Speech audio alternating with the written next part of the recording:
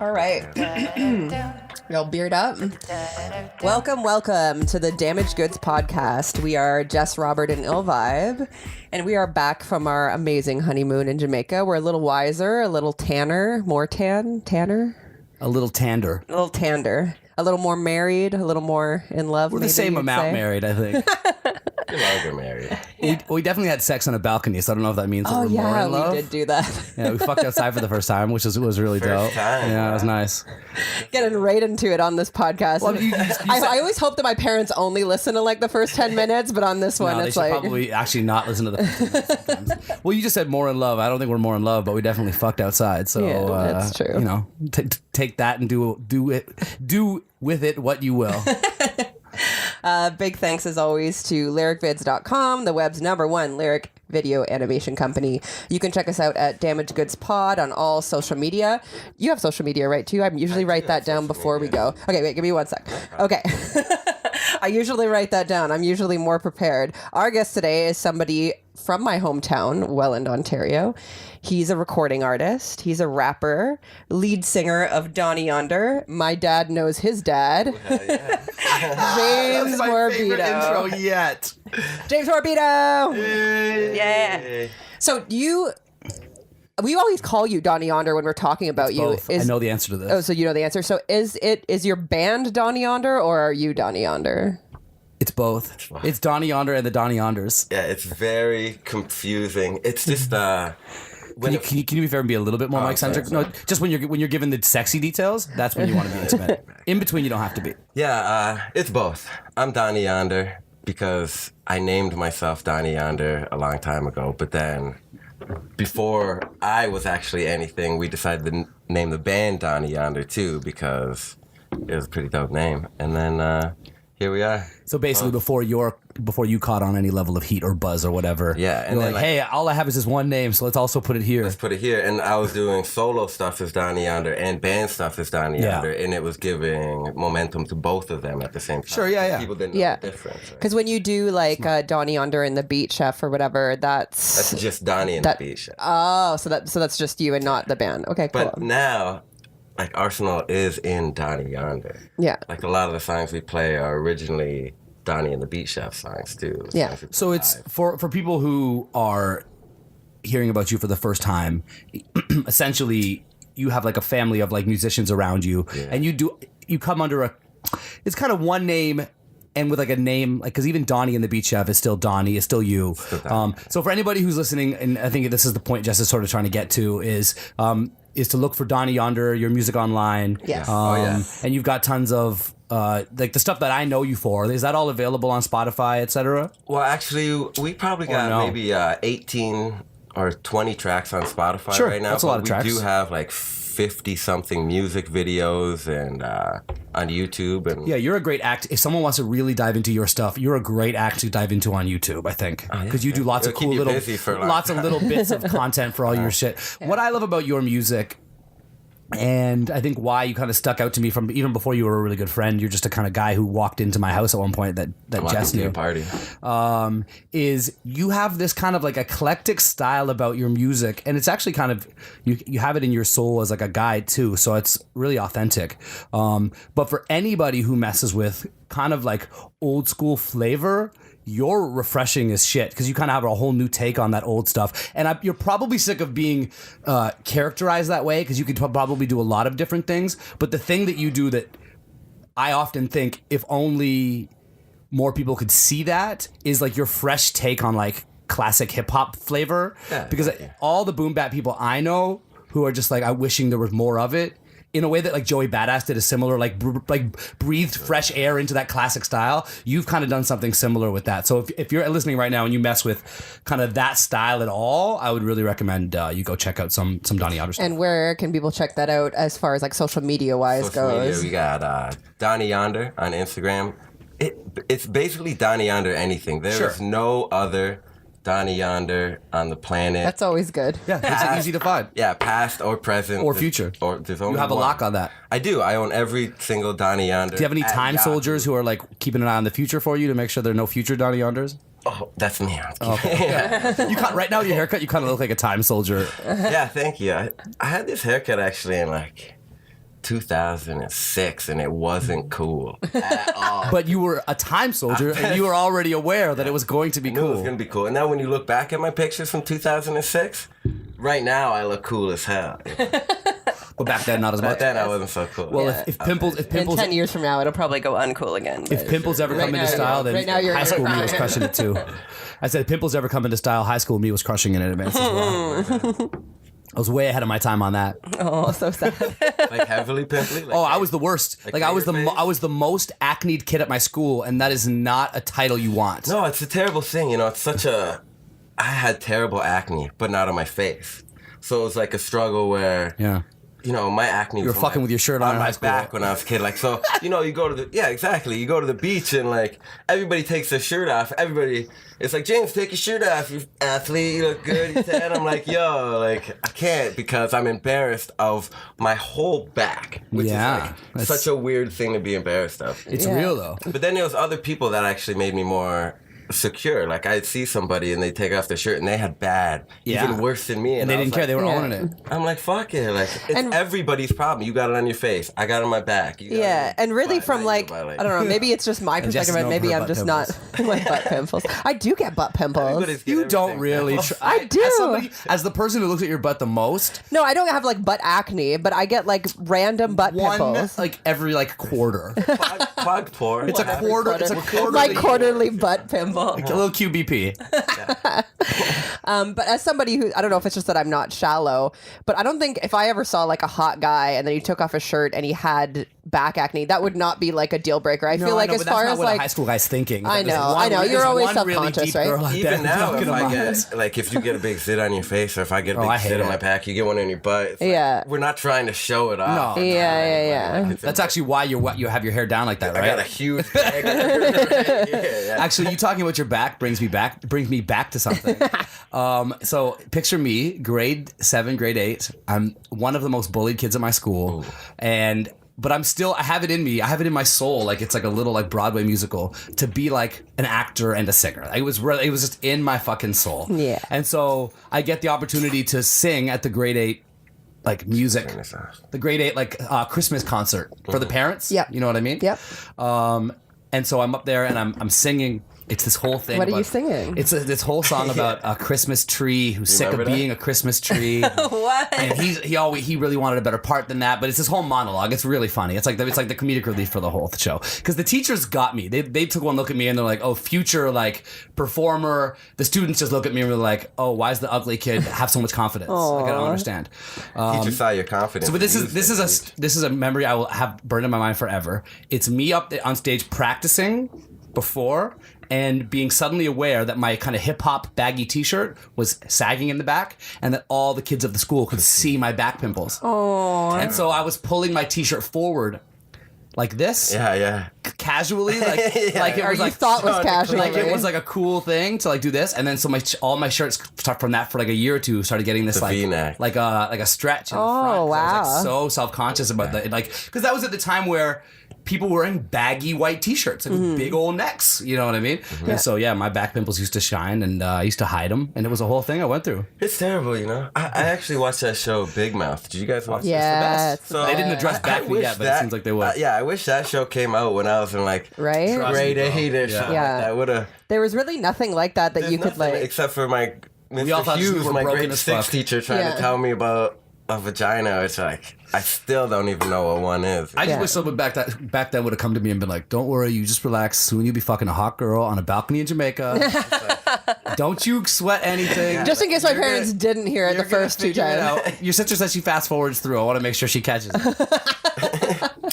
That's actually true. Your sister did say she fast forwards through, Yeah. and I kind of understand why. I'm in not looking retrospect. forward to the episode where I have a long monologue about being Do you half want to gay. briefly talk about Jamaica? Because if we're going to, today's the day Now's to the talk time. about Yeah, it. get into it. Yeah, We'll for tell sure. you about it. Have you ever been to Jamaica? Do you have an No, I've been interest in going? many places, You smoke weed, but so not Jamaica. You might enjoy it. But I have friends born in Jamaica. Yeah, of course. I've got many favorite Jamaican friends. But I've never been there. Tell me about it. So Please. the thing that I keep saying to especially Jess's non-weed smoking, more conservative family members is that, like, I've traveled to all the non-weed smoking islands, you know, like in all the places where if you smoke weed, you get your hand cut off.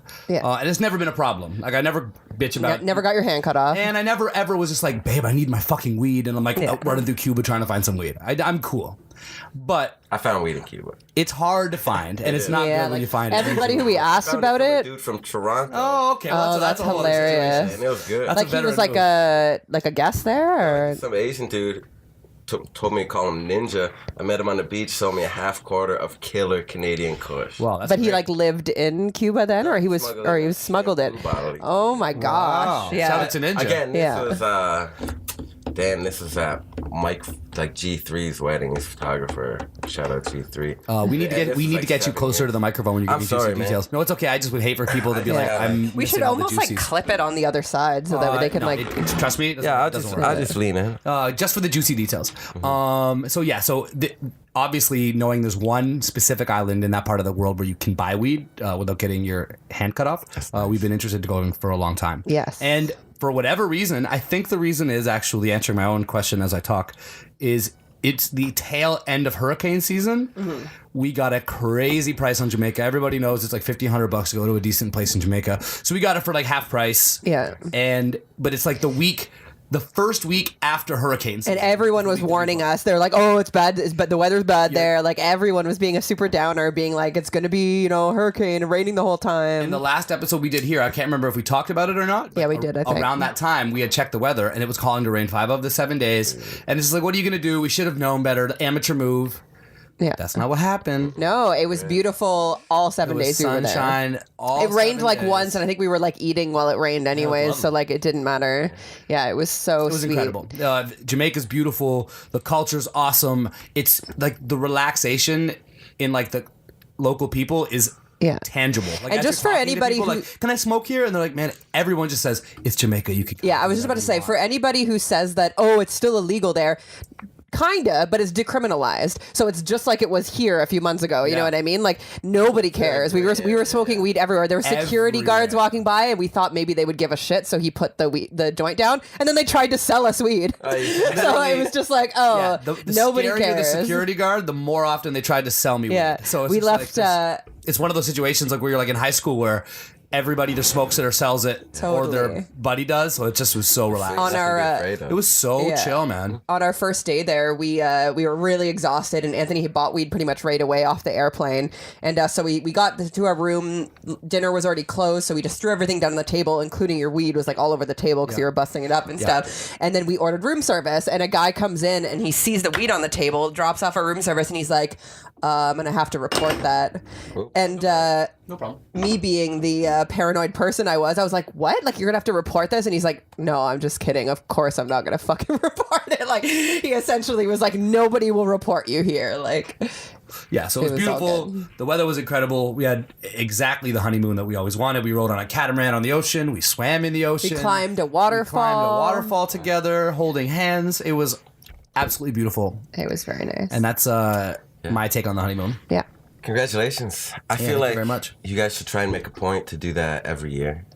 Oh, yeah, we have. Yeah. We Big travel plans. so much. Well, we yeah. travel all I know you year. guys do travel, but you guys are working a lot of the time. Yeah, that's true. Yeah. And even when you're not working, you are working. 'cause You you're don't need to worry half-half about that stuff. part because Just want you guys for to example, have when your we own time. if all of the time I'm in Spain, which is like 3 times a year, is pleasure. I mean, we are trying to kind of plant seeds there, but we're there on pleasure. So it's like we take honeymoon throughout the year all year. Looking at your social media, you're putting in work every day. I mean, yeah, but it's weird because if putting in work means that like having you fun enjoy what you do and you travel with and, your wife. exactly and broadcasting it, then I mean, I guess I'm putting in work, but it's honestly one of the biggest myths about me is that I put, not that there's even that many people talking about me, I just mean of the people talking, is that I'm putting in some astronomical amount of work when in reality I don't. Most days I No, finish you work, go hard in the morning. I finish work, like I get up 8 a.m., I go hard as fuck, but by lunchtime I've usually finished my deliverable work for the day, whether it's a lyric video or a feature for somebody or whatever I owe somebody to get paid for that day.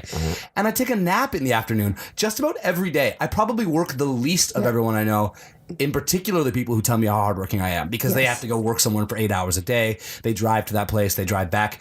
Now that we have the studio, I'm in the studio 5 days a week, because I've got nothing to do after 3 o'clock just about all of the time. You know what I mean? Perfect. So anyways. So you're going to make so many bangers. Don't worry about me.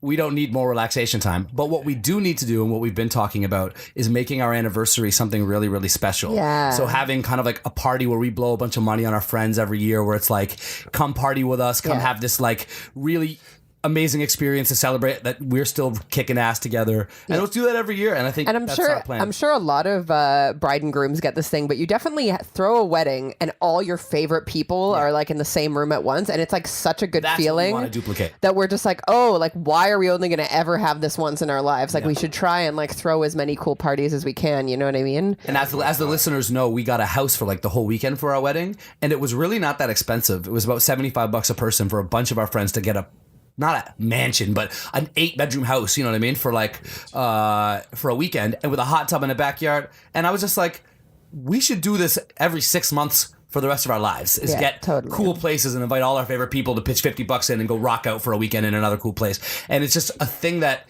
only requires a little bit of organization. So especially since we're the ones who have no ambitions of having kids right now, we're going to get into that, I think, this year. Starting with our 1-year anniversary party. Do you ever want to have kids? Do I want to? Yeah. Oh, I'm definitely not opposed to children. I think I'd like to have a little daughter or son maybe one day. You know, it's hard to say. It's on the table, but I not shall off. not want. Like, if it happens and I meet the right girl, I haven't met the right girl in the right time. Yeah, for sure. Jess and I have kind of gone through the tell everybody we don't want kids to now people go on about it and like, oh, wait till you have kids though, and then we'll just go, yep. Yeah. And then It's like we're almost just like, it's just like, because it's almost like with my atheism. When I was in high school, I was quick to be like, I don't believe in God. I don't believe in God to everybody. And now I'm just like, I let it. I don't need to tell everybody I don't believe in God. Yeah, it's the same thing with us not wanting kids. It's like we started off by telling anybody who brought up kids with us that like we do not want kids. We do not want to talk about having kids. Yeah. But now we just it's not that big a deal. I keep hitting the table. No, that part doesn't matter. As long as you stay on the microphone and you're doing a better job. Declaring most improved player is never. It's just not necessary. Why declare I'm never having children and then like 20 years later, you're like, maybe. That's the thing, and we've always talked about that too. Right? Like, who knows? You never know. Yeah, it's possible. We say that once we're not wanting, is it possible that we don't like traveling that much anymore? We're getting old, we're getting tired, whatever it is. We're like, money, we kind of want more. We have a nice home, maybe we have more of a home base, whatever it is. Maybe we'll want to. If we had so much money that I simply didn't have to do things like vacuuming and laundry, I would be way more open to the idea of having a little midget running around. Yeah. Because our favorite people with our favorite children are like dying before our eyes. There's like, you watch them struggling. My sister loves her children. She's doing an incredible job with them. But the look on her face on one of like the tiring days when they're just kind of bouncing off the walls, it was just like, I don't think I'm ever in for that. So that with a support system, maybe I'm open to that. That when I'm older and I have nowhere else better to be, I'm open to that. But right now, without any support, when we could kind of be doing anything else. Yeah, we'll just be resentful and cranky all the time. Yeah, well, you're not in the right position. Yeah. You know, and we got room for them. Well, but a lot of people would move this like, table out of here and bring in a crib. Yeah, this could be a nursery easily. But it's a podcast room. It would be, but where's your podcast We don't love condoms, but there stays a box of condoms in the bed. You know what I'm saying? Cool. So you, speaking of buying houses, did you buy a house in Mexico? Is that a thing? No. So I had a house in Mexico, but everything that was going through was just a little too shifty. So I got out of that, and then I was living in the jungle in Mexico for 3 months. I was in a little hut with my homies. Whoa, crazy. It's beautiful. Just to keep listeners sort of caught up with us, Donny Yonder is, I could just call you an international man of mystery, because I've spent pretty much all of our friendship trying to figure out what you do where you live and how you navigate those things, it appears to me that you kind of like live between like the lines in a lot of ways. You're here in Canada, but then just randomly you'll check in from like the jungle on social media or something somehow. For long times, I just like to go. Yeah. Yeah, that's it. With no destination. I got nowhere to go. So I got nothing to do. what brought you to Mexico? When I was in Thailand, I met some really cool Mexican dudes. And they were like, go to Mexico. And I was like, all right. So I went to Mexico. And the first time I loved it. And then the second time, I met my homies that I knew in Thailand and Mexico. And they were building some huge, beautiful eco hostel in the jungle. And moved in there. And everything just works out. Yeah. I have no, I don't know. I'm not much of a man of mystery. I just don't know anything that's going on, so I'm just trying to float through, you know? Well, the reason I call you a man of mystery, though, is You need because... to turn his mic way up. I'm so sorry. We just need to keep you on the Can mic. you just turn it up? I'm a little bit, sorry. I'll stay right on it. I'm just a little bit, like nasally right now. I'm just watching the waveforms over there. I'm like, right, me yeah. and Anthony are so much louder. Sorry. It's okay. When I rap, I'm the loudest person ever. The reason I call you an international, the man of mystery thing is just we meet a lot of people, and for the most part, they fit into column A. Column A is they have a job and a home, and they want to have a family. And then we're like column B, where we have some of those things, but we do kind of play the game by our own rules quite a bit. And then I know very few people who are even further from Off the grid. than us, you know what I mean? And you're one of those people who doesn't seem to require to play the game the kind of way everybody else does. Were you always like that? Like, when you were in high school, were you focused on your grades, or were you kind of always like, I don't know if I really buy... I was You know what I'm always saying? just floating around. I never had a bank account. I never had no credit cards. I never just... You don't have a computer? I don't have a computer. I've been making music for years. I don't have a computer. I don't have anything. I have friends and family. I got love and people that love me, and that gets everything done. Yeah, I got love ideas. it. See, I fuck with that. That's it. Like, ideas and action are priceless. I don't have the most money. Sometimes I'm so broke. Sometimes I'm really caking it. But I always have friends, family, and ideas. It's cool, man, because I'm such a pothead philosopher that I often think about things like that. Like, could you make a living doing none of the things they tell you have to do? You know what I mean? Like, could you never apply for a driver's license, never go get a regular job, never do any of the things that they tell you to do, and be sufficiently happy? And what would that look like for someone to kind of live that way? And I don't think there's many examples of that where it's like super positive, because the people who want to live like that often have some issues, etc. But You go down to the Caribbean and some other people like that. Tynan, our friend Tynan, who's been on here to a degree, has some of that, where he's like kind of did things his own way. He's good. He's a bricklayer. He's got a wife now. Yeah, he certainly has kind of put one foot kind of in normality, certainly in the last decade. But last couple I do years. meet people along the way who have some of those qualities, but you might be the truest proof of concept of somebody who's like, no, some of that stuff just doesn't mean anything to me, so I didn't bring that into my personal ecosystem, kind of my algorithm of the way I live my life. And you go even further than me, like I said. So in a lot of ways, it's like I look at you as the canary in the coal mine if I want to get even a little weirder. You know what I mean? I like weird. it. I like it. Because there's no... there's no reason we have to do anything that we're doing. Like, you don't have to go work. Like, you don't work the 9-to-5 job. No. You did, but then you found a way to quit. And I do work. I have. You I have a work. bunch of like really cool jobs with really cool people. But the way that I've built my life, I have no responsibility. Like, I have no pets, and I don't have a girlfriend, and I don't have anybody that depends on me for life or anything like that. So I have free. I don't even have a. I have a couple succulents, but I don't have any live plants, and I have the freedom to go and do whatever I want. I have no debt because I've never asked for money that wasn't mine, and there's no reason you have to live within any limit that you set. Like, I don't even get a bank account for what? Like, I barely have enough money to fill my pockets. I'm gonna put $100 in the bank. I'm gonna put $1,000 in the bank.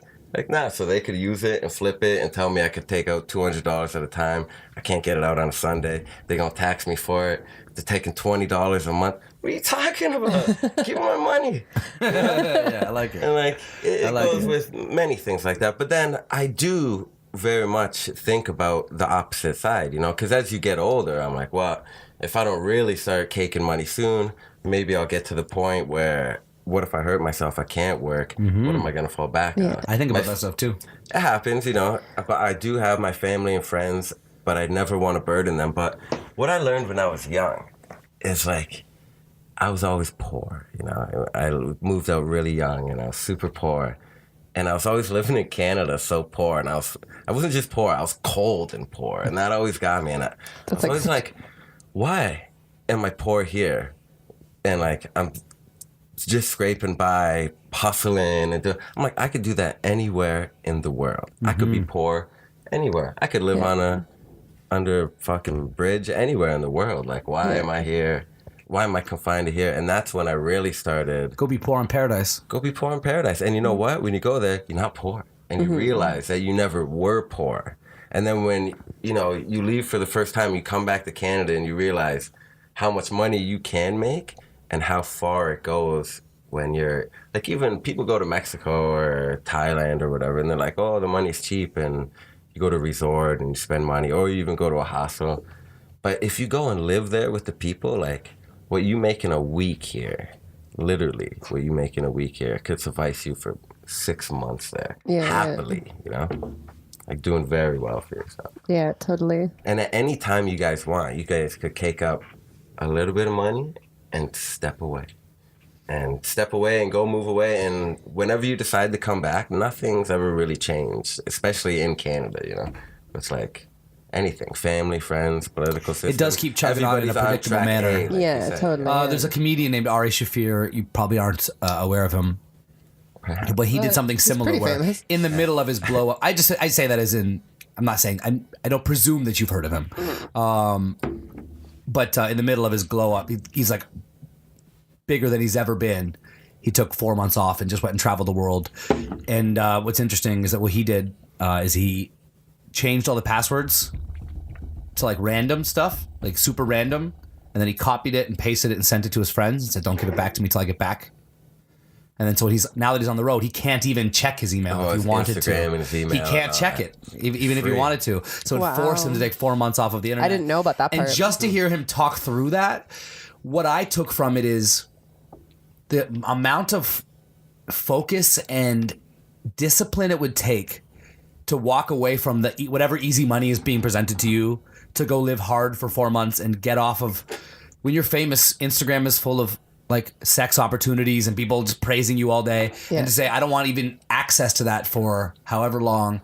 It was very powerful. And it was you saying some of that same stuff there really stuck with me. And I think for listeners, podcast people know Ari Shafir. And I think that's the story that they would connect it to. This idea that like, you're a good looking guy, you're like the lead singer of a dope band. And every now and then you're like, fuck it, man, I'm gonna go hang out in South America for 6 weeks. I'll catch y'all when I get back. 6 months. 6 months. Nothing. And like, I'm just making up time. I don't fucking know. Yeah, but like, and the thing is, it's like what changes is nothing. The people who loves you, they love you more when you come back. And, it's true.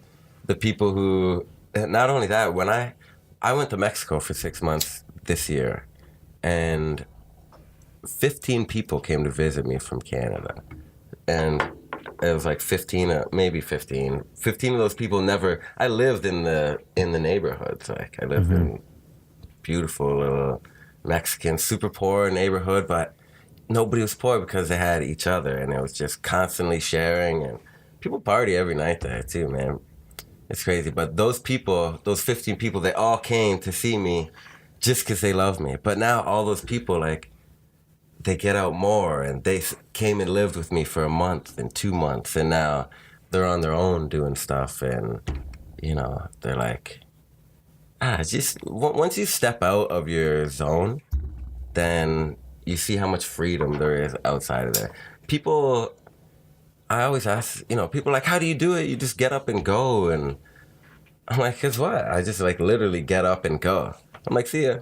Get my bag, and I leave, and then I tell people that I'm gone when I post a picture of my place in Wherever you landed. wherever I landed. And then when I come back, what's lucky, I mentioned it before, is that I've built my life to be able to go and come as I please. Like the companies I work for, one is just a part-time. Yeah. And then the other is just a great group of dudes called TCN, and they just let me go and enjoy my life, and they know I'm a really hard worker, and I'll So do my people- best, so they take me back whenever. That was a question I was going to ask, like from like the other side of things. Do you ever find that you're like you don't have a bank account or whatever? Does that ever hold you back? Like, is there ever any opportunities that you can't accept because people won't accept like your way of living? Do you know what I mean? Like, No, everything works out absolutely fine. Like even down to the music checks and like all that stuff and everything, people will still send a check.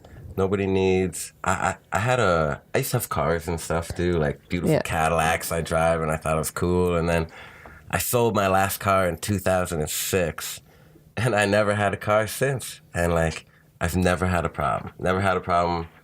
The only time I have a problem with no bank account is when I get like a big fatty check. But yeah, I was going to say, how does that work? Can you cash checks with a no bank How account? does that work? not even a problem. For anybody that has this problem, what you could do is simply nowadays, there's a couple ways to do it.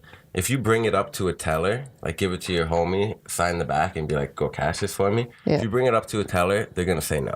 Yeah. Hands down. Sure. They're going to be like, that person needs an account at this bank and maybe we'll do it for you. Yeah. But if you put it in an ATM, go take a $2,000 check from anywhere, put it in an ATM. They're taking that money until somebody complains about it. So if you just deal with the machinery, you could cash a check in anybody's name. But it's so much easier than that now because all you got to do is take a picture of it. Yeah, totally. So you're like, snap, sniggity snap, Oh, boom. yeah. Money in the bank account, 25 seconds later, you could go to the teller and be like, give me all that cash. And then your homie There gives you you the go. cash, you give them whatever, a couple bucks. One thing I wanted to say is that because what you do is so simple. interesting is I think it's really good to like ground it for people living their real life. You know what I mean? And so for somebody who's like maybe listening to you talk about the way you've constructed your life to be able to kind of have that lifestyle, like you said, your employers kind of know you're like that and they accommodate. So not everybody's going to be able to tomorrow be like, you know what, man, that sounds way better than what I'm doing. I'm going to just be Donny Yonder and fly to Brazil because maybe their boss would fire them. But that's okay. the key is you have to start making decisions that reflect that new way of life that you want. You know what I mean? You start mapping the people around you to know that that's kind of something that you want. And over time, I think you can build towards. You can. Do you know what I mean? Like when I used to have a day job, it was in the ad business, and I chose that industry because they would get me to a degree. So when I booked a Busta Rhymes opening slot, so I had to take a Friday off. And my boss thought that was cool, so it's no problem. I can get the Friday off. But when I got to the point where I wanted to tour Europe and America, they weren't that understanding. You know what I mean? And so by then, I had shifted into shooting local music videos. So now I'm my own boss, and I can travel as needed, and I can do it. So you can make the decisions that set yourself up to be able to do that. It's not a one-off. Tomorrow you could just go, I'm going to be Donny Yonder. And by the way, you can, but if You too can be Donny Yonder. but if you've already made a lifetime full of decisions that go the other way, It you is have a little some bit more. unraveling to do potentially. A little bit. What you need to do I just don't want people to get to lose their jobs. That's tomorrow. and, They're like, I quit. They break their up with wives their are girlfriend. so They upset sell with their them. plants, get rid of their kids and their cats. They put down Get rid their of the cat. plants. Yeah. Just succulents. Yeah, only succulents. You can have a succulent. They could survive. They survive. So you can see that's what other people are afraid of right there. So like, I can't just quit my job. Like 90% of people, I'm like, what's your job? And unless you're going to school or you're going and working in the field that you went to school for, which is highly unlikely unless Yeah, you're these days it is less unless and you're less a likely. doctor, like a dentist, Or the thing that you're you an love. engineer, or the But I thing guess that if you it's the love. thing that you love, you're probably not even having this conversation. Exactly. Then you can get another job, and you know enough people, and you have, unless you're just starting out and you have no money in it and like no experience, then like maybe it's not the. If that's not what you want to be, then it's not what you should. There's a be well-known local photographer named Justin Maine. He does like cool like Photoshop edits, and we did a photo shoot together in like 2014, and I remember saying to him, like, what is it you do for a living when you're not shooting? Because he's like the best photographer I'd ever worked with, you know? And he's like, I work at the Honda plant up in Alliston. It's like I drive 45 minutes every day and I work like 10-hour shifts up in Alliston. And I was just like, what? You need to quit that job immediately. Like, I don't really know your financial situation, brother, but I was just like, there are so many jobs as good as that job. It means quitting is no risk. It's no risk. Because there's you got the a experience. billion other bad jobs. And yeah, there's so many bad jobs. You know what I mean? That pay minimum wage. And so if he you're quit that working job, there, and now he makes a killing working for like National Geographic as a photographer, and like he's the man. And I take zero credit for that, but it is great advice for anybody who is, if you have a job you hate or you're with somebody you loathe. You could always find another. The risk is zero. Yeah. There's a lot of people you will loathe. There's a lot of jobs you will hate. You know what I mean? If you go try something and fail, you could always go find another job you hate, and you could always go find another person that you kind of like a bit. Kind of like, that's all I'm saying. You know what I mean? But like, you might as well keep going for the goal. Because sometimes when I used to have my day job, there's no failure. You know, the vision when you're traveling. Of quitting that job and even taking any risks of doing kind of like the weirdo lifestyle seemed insane. It was just like, what will prop me up? How does that work? No data I'm reading suggests that would ever make any sense. So, I mean, we talked about it with Shayla, the whole like jumping into like this like perpetual fucking jump or whatever. But it's like, in a lot of ways, I kind of look at your lifestyle in that way of, if I gave up some of these things that really don't mean anything, but they're cornerstones of my lifestyle, i.e. like traditional banking system or traditional, like, it's scary to not do that. I don't know. It's just interesting. Even from, I'm the kind of guy who does jump and I'm willing to try kind of alternative lifestyles. And even I look at that a little bit and I'm like, I'd be so nervous. You got to be prepared to fight for your cake. Yeah. I'd be so nervous. If somebody comes to my house, and that's true. Like, if somebody comes to my house to tell me, what's your address again? If I ain't gonna say that. But if you come to my house, you really, like, my door's unlocked. You could really come take anything you want.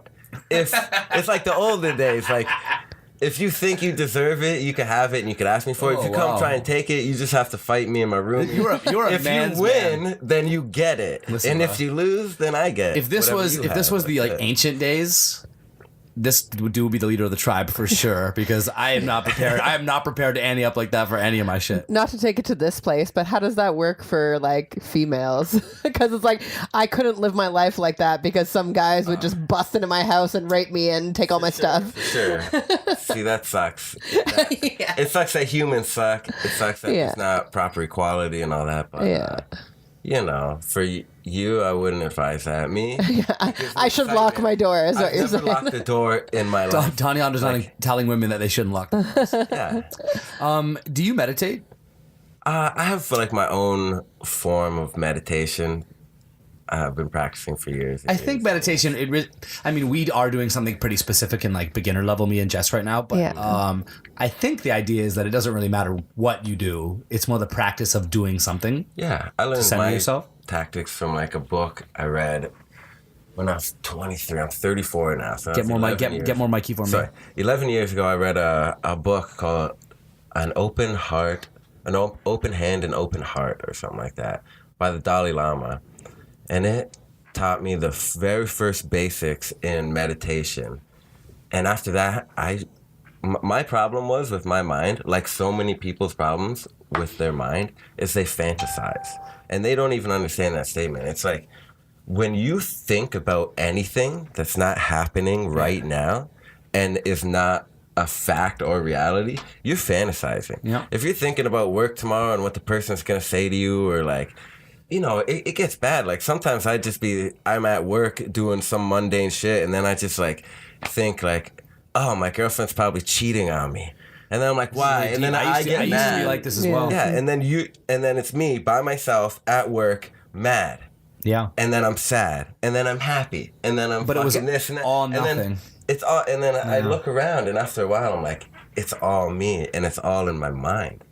And I've been practicing that for like 11 years, to the point where I don't get shitty thoughts anymore. Like, my mind doesn't trail over here. Sure, you've got some control over those thoughts. Yeah, I have a good amount of control. I don't even get the thoughts anymore. Like, they don't really come in. Negative thoughts, shitty thoughts, sexual thoughts. That's wonderful. Only what's happening in front of me. It's like being an idiot, basically. Like I only know what's going on. Well, we're trying to catch up to you. So how have you found it, Jess? Because we've started a little bit of a meditation program. What do you guys Why don't we talk about it? just doing like some No.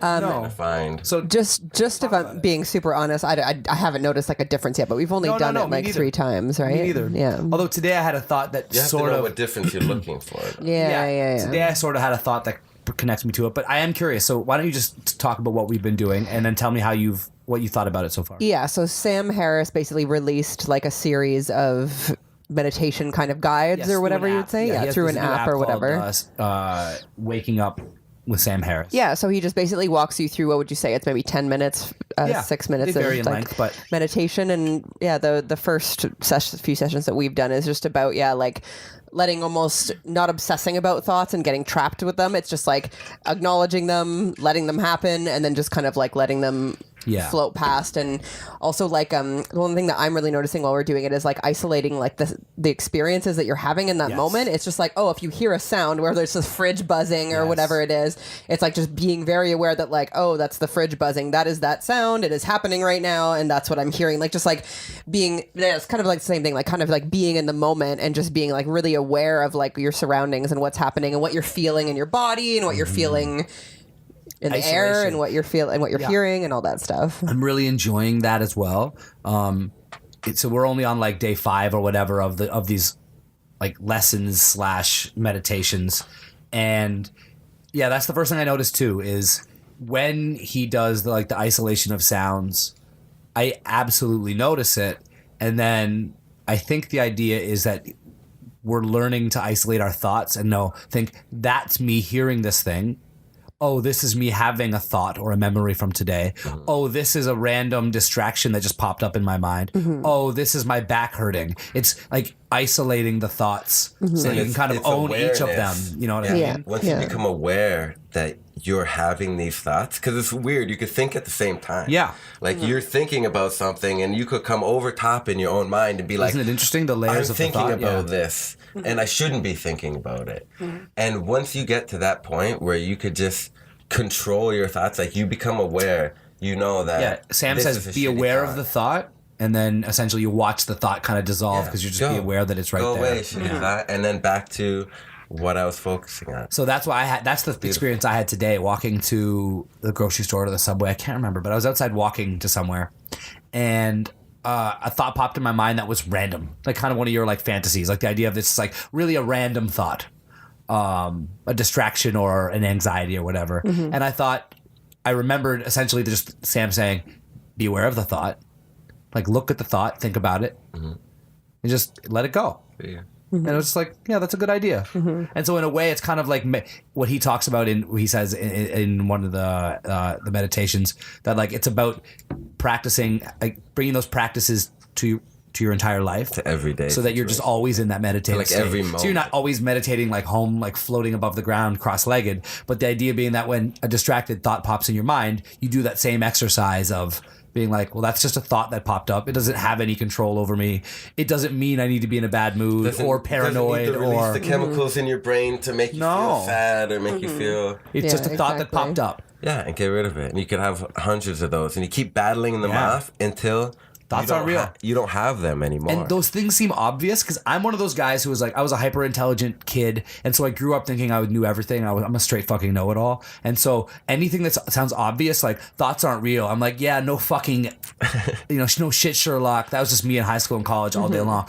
But now it's like when you really understand, have an experience of really thinking deeply about what it means that your thoughts don't have power over you, and you really like let go of the ego and think about, okay, really honestly, are there any moments in my day where a thought pops up in my mind and that has a tangible physical effect on me? Mm-hmm. Oh, for sure. Mm-hmm. Oh, there's definitely times where I get in my head about something and I get nervous, or I get in my head about something and get annoyed about it. And it's just like, well, if that happens, that's preposterous.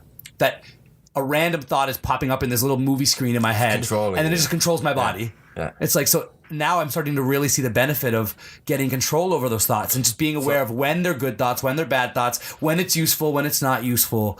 And it's, man, I'll tell you, that whole process is fucking super useful. I'm really, For sure. I'm You really have to enjoying take it. into consideration that effect goes so much farther than you. Your one bad thought, if you let it overcome you, and you're like, you fucking feel like shit, and Jess says something to you. No, yeah, and you fucking bark. I definitely something at bark. her. I'm a And then barker. what? And then 100%. she fucking barks something at somebody, and then the next thing you know, 50 people are fucking upset. Yeah, no, it's 'cause true. You had A random one shitty thought about that was a fantasy that you made up about nothing. Yeah, you about know? And nothing. it's like, yeah. So step one to meditation, step one is just focus on your breathing. You can meditate at if you have 10 seconds, if you have 1 minute, if you have 1 hour, 10 hours.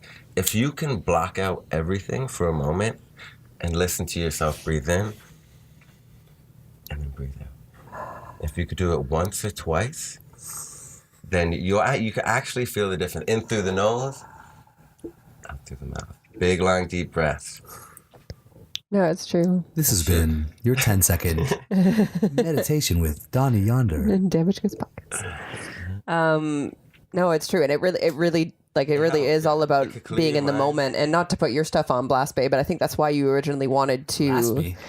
Why you what originally you're wanted for. to start meditating, because you were feeling like you were constantly thinking on the next thing and not being able to like be in the moment at all. Yeah, I have I have that problem. I too. have productive, ambitious ADD. Like, I'm a successful person because of that part of my brain. Every minute of my life, I'm thinking about the next thing. Like, I was lying in bed last night just thinking, like, there's a little way I could use to blow up this podcast that I haven't thought of yet. And I'll just lie in bed as like a thought thinking exercise for 20 minutes and try to think of what that is. And it didn't work. But funny enough, today, I thought to myself, there's definitely a way I can blow up our sales at Lyric Vids, because it's kind of a good time of year for us to be doing lyric videos. It's wintertime. Yeah, it's the best time. There's a thing I'm missing, and I worked at it for 20 minutes, and I found something fucking huge. And so it's just like I do that constantly. Whenever I'm not super busy, I go, okay, so I can improve my life in this way. And so the problem is when you get addicted to that, You can't turn it off. you can't turn it off. It's all of the time. So you started good, and you were setting yourself time aside to brainstorm. But now that's my life. But then the I whole time live you're like, inside of the brainstorm just now. For real, brainstorm. that's actually the best metaphor. So meditation is one of the steps I'm taking, along with back out of it, exercise yeah. and a couple of other things to try to Definitely. pull myself out of it a little bit. Because one thing I don't want to do is just like miss my life because I spent the whole time trying to become a bigger version of myself. You know what I mean? And like, yes, part of that's good. And it's why we have some of the fun things that we have, but it's really important that I don't let that eat me, alive. For sure. Yeah, So yeah, how's that for a blast, babe? that is good. Did you Getting find blasted. I that? just finger blasted myself in front of both you guys.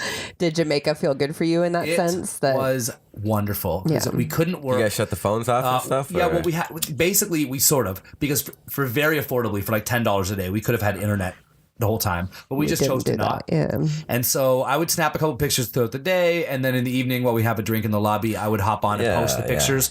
And so we were in contact once a day, but compared to regular life, it really great, was because your a step friends and backwards. like your family wants to know. Just your mom And it was so dad wanna beautiful. hear It was from you hard not every to day. want to Yeah, post some of yeah, those pictures. totally. And you looked so beautiful. Like Jess is sure. out there in a bikini with like birds and.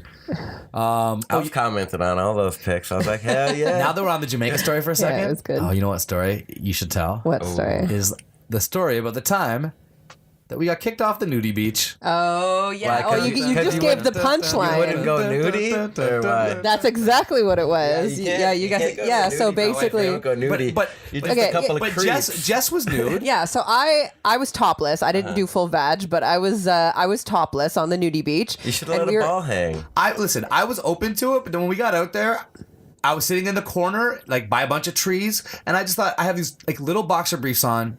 This is good for me. I don't need my balls out. And Jess has her top off, which was the whole point, was to give her like a really nice titty tan. You know what I Yeah. mean? Yeah. And so I thought, I was pretty sure the rules You don't really were, need to tan your dick. Yeah, I was pretty sure the rules were that as long as you're like participating in something you can't do on the regular beach, i.e. Jess's top off, Yeah. then we're Be good. there, yeah. But And we were in a corner. We were like far away from everybody too. Like we were in our own secluded corner. And yeah, like a security guard comes up to us. He's like, people have been complaining.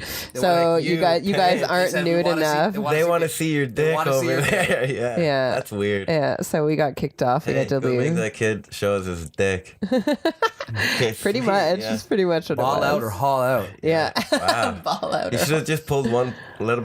But what was really fun is it's like side. it was Just like the this balls skinny fall out. Jamaican man came over and explained it, and it's just so interesting. Does he want to see your balls? Because it felt a little like. Do you want me to take my pants off, bro? Yeah. Or, like looking Yeah. up into his eyes. It was so bizarre. So we just moved 20 feet on the other side of the fence, and it was no big deal. But what was really funny is there was this old man next to us with the tiniest little dick in the whole wide world, and well, you know, whatever. That's why you got kicked off, babe. Looking at too many times. No, I just saw it. He was the No, closest to us. he was right there. Yeah. And he was so mad on our behalf that we got kicked out. Yeah, so really? he was on our side He was, because we like, thought it was swearing him and- at first. So as we were getting kicked off, we were like, "Yes, fuck you, man," type thing or whatever. And he was just like, he was so hurt that we thought it was him, and he was just like, "No." So like the whole vacation, like the rest of the 7 days we were there, he would like come up to us and be like, "You know when you guys should come in the morning?" He's like, "Just me in the morning. No one else is there." Like he's like, "No one will complain about you then." My favorite Trying to follow- sneak you back on the nudie Yeah, beach. he My was. favorite follow-up was a couple days later when I bumped into him and he said to me, "You'll never guess what happened over at the nude beach. A couple of lesbos came Oh no. and one of them didn't get all the way naked, but no one kicked them off. I was livid." He was like Yeah. so mad. Yeah, on our he was behalf so mad like, for the whole us, week. yeah. You gotta love those like old men from like Wisconsin who are just like angry on your behalf. You know what I mean? It is funny. Like I don't really get it. That it's almost like the nude beach is about being like free, and But so then it it's should be. mandatory nude. I guess Isn't it? I weird understand that you don't isn't it want, weird like, that one- the nudists Like, I think- everybody complain has to about the be wardrobe. naked? Yeah. It's like Yeah. they came here to not get complained about, and now they are the ones with the complaints. Yeah, I think that the rule should be somebody in your party has to be nude, but not everybody has to be, because like let's say one dude came fully clothed and he was just looking at people, that would be weird. all But or it's like nothing he when it was comes with to me and I was topless, and I'm not allowed to be topless anywhere else. Yeah. So it's like that to me should have been a forced qualifying. titty tan, or I have a forced dick burn, and I don't think Yeah. either of those things are fair. Yeah, you would have got a dick burn. Oh, my dick's never seen the light of day. Although I did go out on the balcony with my know- dick out. I did catch a little dick sun, but I wasn't trying to like. I don't know. It just there was bugs around and crabbies and stuff, and I was just like, crabs. it just didn't seem like the right time to have my dick just like hanging out on. You the, definitely would have got a dick pen. Plus, my dick would have also been hanging quite far down onto dragging. the On the no other onto like balcony. the not the balcony, but onto the what's it called, like the thing that you lie down on, like a recliner like chair thing. Yeah, just like the A beach chair. The beach My chairs. dick would have definitely been like, even like the dickhead would have been sitting on the beach chair where other dickheads have sat. Yeah. And so I just thought, I'll keep my boxers on. That's all. keep the boxers on. Is that crazy? Am I really? It's just crazy to me that I'm the villain in this story. Yeah. Because I didn't want to just have like dick on beach chair contact. Yeah. You know what I I don't mean? think my dick could get a sunburn for some reason. You don't think so? It's the darkest skin on my whole body for some reason. It's one of my darker I skins. don't know if that like it. matters though. I feel But like it's still if it untouched by the- yeah, Not untouched, but it's like Is it? I virgin don't know. skin. lightly touched. It's like, imagine like a really strong, buff, Where the bald, sun don't shine is 50-year-old frozen. man. That's what he looks like. He's like really tough. Amazing. He's really tough. I don't know though. Sometimes those bald guys get that head sunburn though. You know. Maybe. So we've been nesting lately a lot. Would you say, babe? Oh yeah, like we've. I finally got moving rid of in you to that. get rid of some of the stuff I hated. It made Yeah. me so happy. And while I'm on this subject, I'll mention quickly that we have our amazing friend Josh over here, who's just hanging out, watching us talk shit. And as we were nesting, Anthony is like, "You got to get rid of these DVDs." Oh, thank you for bringing this up. And I'm like, "What? Oh, my DVDs!" What? Oh. And essentially, I wrote it on Facebook, and I was like, "Help me give a good argument as to why I should keep all my favorite DVDs," because it's true. It's like we'll never watch them. Ever Especially watch the them. Disney ones. Like Yeah, but it's just like even if I wanted to watch a Disney movie right now, we have it hooked up to the laptop. I'd probably just press 3 buttons and watch a Disney get a movie on the. 1080p copy. Yeah. Yeah. So but I know you're about to say some stuff in defense of keeping them, and you decided to keep many of them, and that's fine.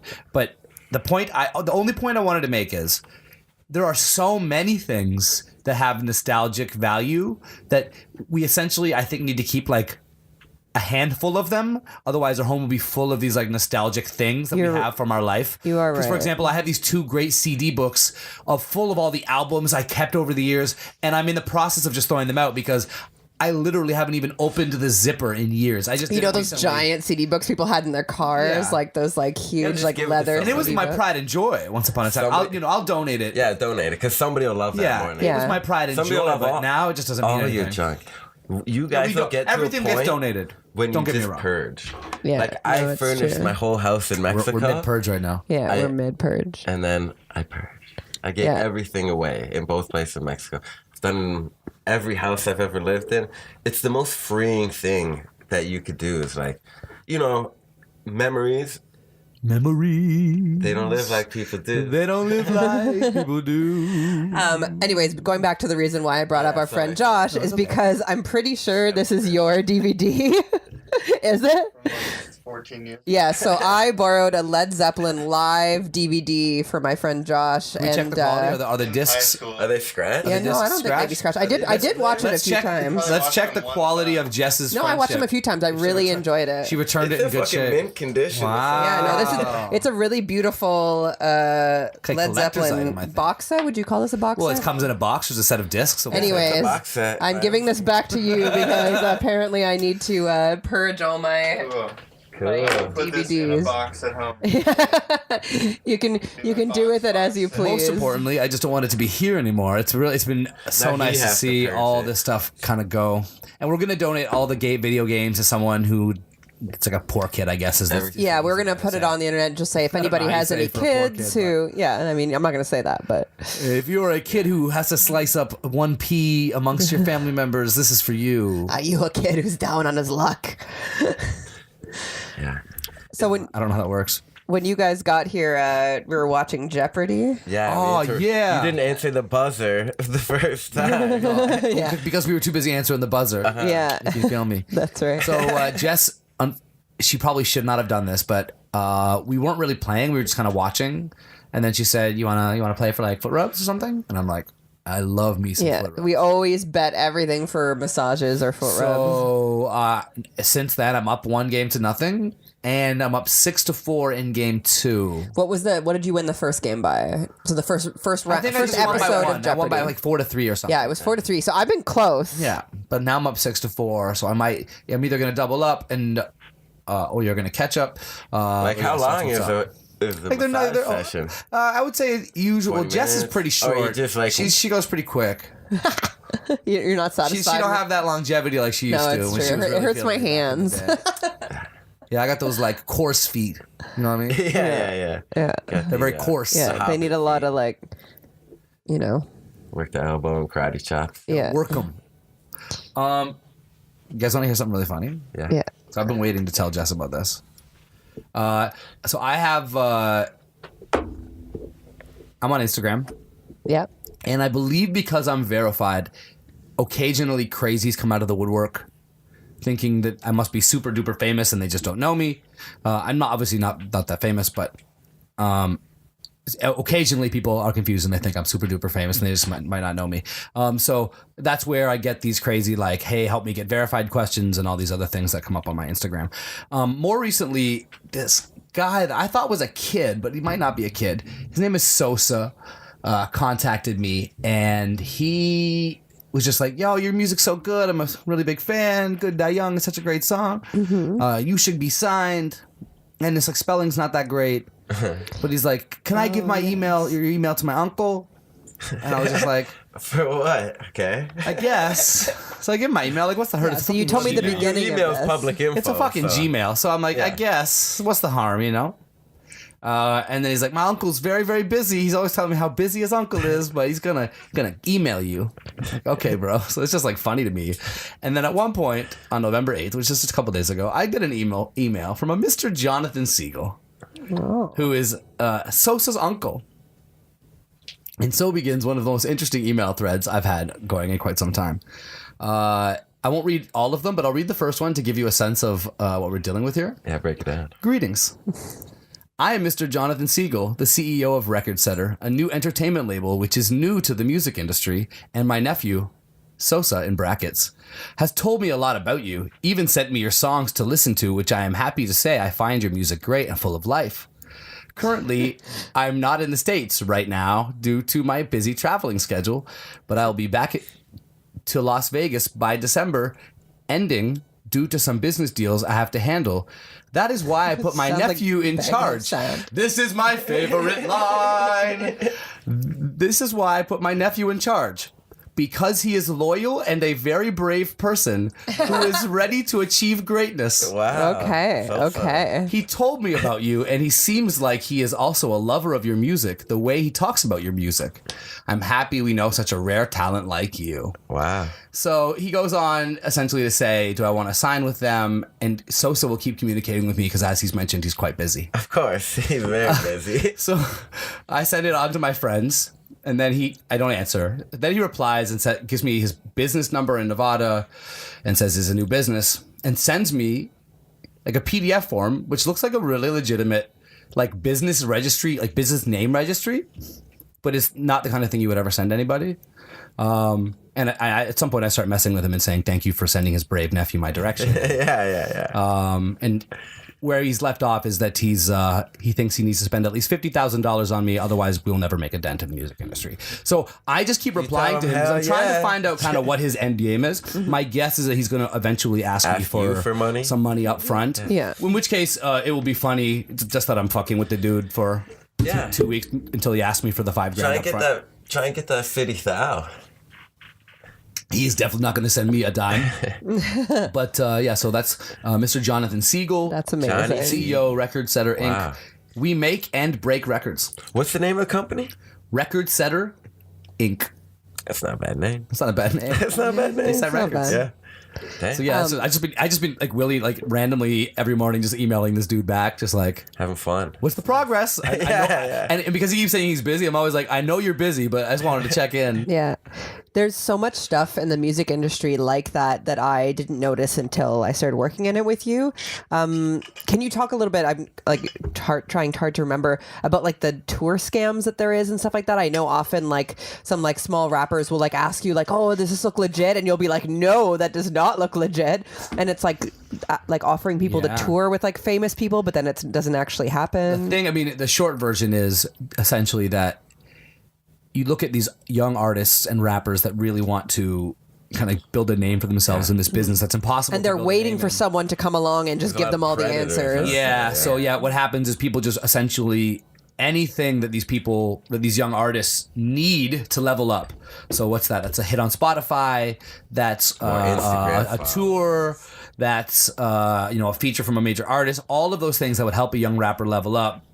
All these predators step in the middle and they essentially create fake credentials that would make it look like they can provide that thing and just rake in the money. And then all you have to do is delete that account and open it up by a new name and do the same thing over and over. So you hear constantly about, hey, I sent $5,000 to go open for Tory Lanez in Atlanta, and then turns out it was just a scam. And it's just like, of course it was a scam, brother. That's not how they book acts for Atlanta. And unfortunately, I think the artists who fall for it are just so green. I think sometimes they even suspect it might be it's too good to be true. Too excited. But they just can't believe They don't want to kick themselves for Imagine it was and passing up somebody on else the got it. opportunity. Yeah. Yeah, You know. exactly. But, Yeah. Yeah. I don't have anything deep or meaningful to say about that other than if it's too good to be true, it's too good to be Did true. you ever fall for any tricks like that when you were a because young rapper? My thing is, Work hard, I'm a man. pessimist, and I just wanted to put together a group of people who gave a fuck about me. Like that's, and it was that's been hard. And that's not exactly been easy. But I never tried any of the like get rich quick schemes when it comes to the music business. So that's why I started throwing shows, because I wanted a platform for people to even see me. That's why I started shooting music videos, because I needed a platform. I needed access to that platform. So everything I've done has really been about just like pursuing an audience. Yeah. You know what I mean? Totally. Which is the right way to do it. Turns out I kind of lucked into that part. Yeah. Well, you always loved it, man, and like You just got to think about it for real, right? So many people get real jaded, relationships. and like especially the new MCs and even some veteran rappers, and everybody feels the touch of it sometimes when it's just everybody's looking for major support and wants to blow, and this just isn't in the rap game. It's in like all music, where you know how many amazing musicians, I know you know how many amazing musicians are in the world. Like there's countless, it's crazy. It's disheartening almost. It's compounding, so many. amazing. There's so many, and so then many. It's like I have so many favorite artists and favorite songs. I have like 500 favorite songs, all by different artists, and it's like it's crazy. Yeah. Yeah. I No, forget what I was totally. saying. I lost my thread. But See, that's why you can't leave your phone on. My phone completely fucked up. yeah.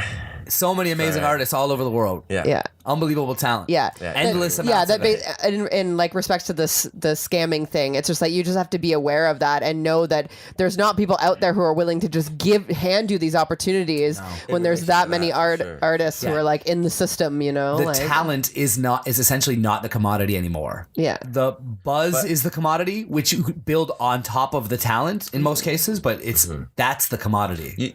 I remember what I was saying before, why the people are jaded is they have to just check their goals. Like if you love music, you're in the right business because you could literally make music and make a living out of it for the rest of your life. Even Josh is a professional musician for his whole life and photographer, and like you, professional musician, me, professional musician, and not because it's because we chose it, you know, and because we wanted to be musicians.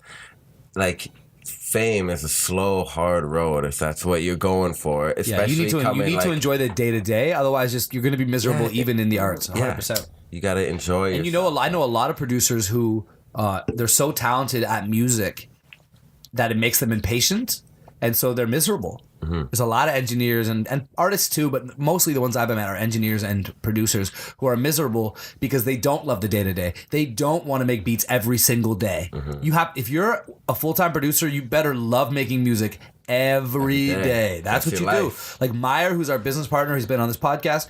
He's in the studio 5 days a week behind the boards, either like running the boards for the recording or he's making the music. And it's like that's his thing, and if he doesn't love that, that's a miserable life to have. But if you do love it, then you're the happiest boy in the world because you're doing the thing that you love literally all the time. Exactly. You know, Exactly.